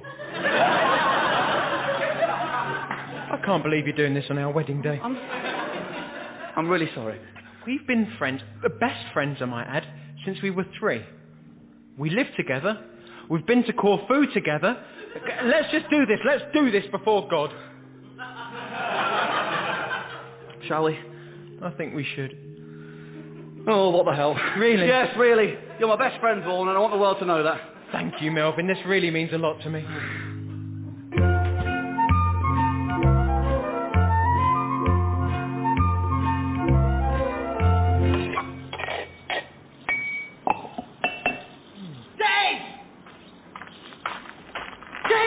Where the hell have you been? I've been looking for you all morning. Don Dress had to cover your Year 8 class, and I was stuck covering your GCSE class. I don't know the first thing about RE. What are you playing at? Well, what does it look like? I don't know. It looks like you're building a wall. Well, you're half right. I'm building a house. What's this? I'm building a house. No, false. Surely you can't just build a house. No? Well, you know, Greg Mays has given me 1,000 bricks. So, Not being funny, but I think I can build a house. Yeah, but it's not just a question of bricks, though, is it, Des? It's much more a question of someone can't just build a house. Building a house? Someone can't just build a house. I suggest you call the headmaster at once and make up an excuse about a suddenly dead relative. But I've got all these bricks. Greg Mays didn't ask for any money. He was more encouraging. You're more... What? I don't know. I wanted to build a house. A place of my own. I thought I'd build it this week and then do it out real nice next week. Greg Mays says he has some offcuts at his building site. Offcuts is a type of carpet.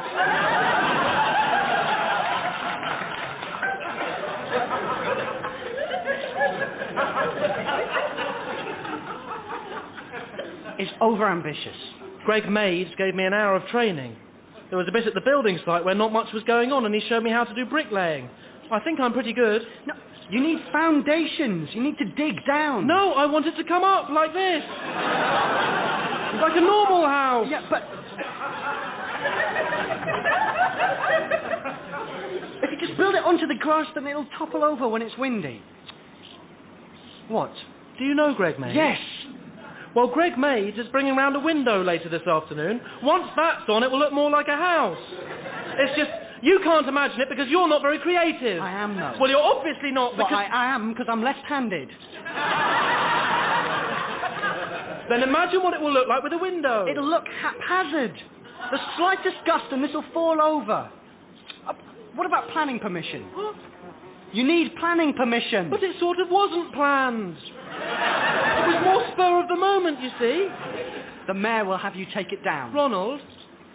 Yes, Des. I'm sorry, but I'm going to say something a bit, horrid next. Go on. Well, it's just... If it was up to you, no one would ever build a house.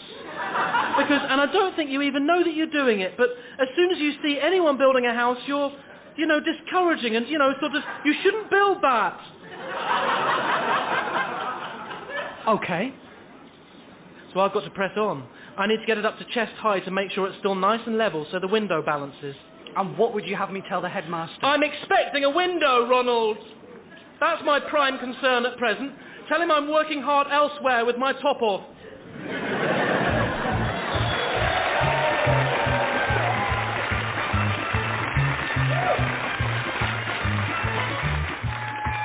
Cowards was written and performed by Tom Basden, Stefan Golaszewski, Tim Key and Lloyd Woolf. The producer was Victoria Lloyd.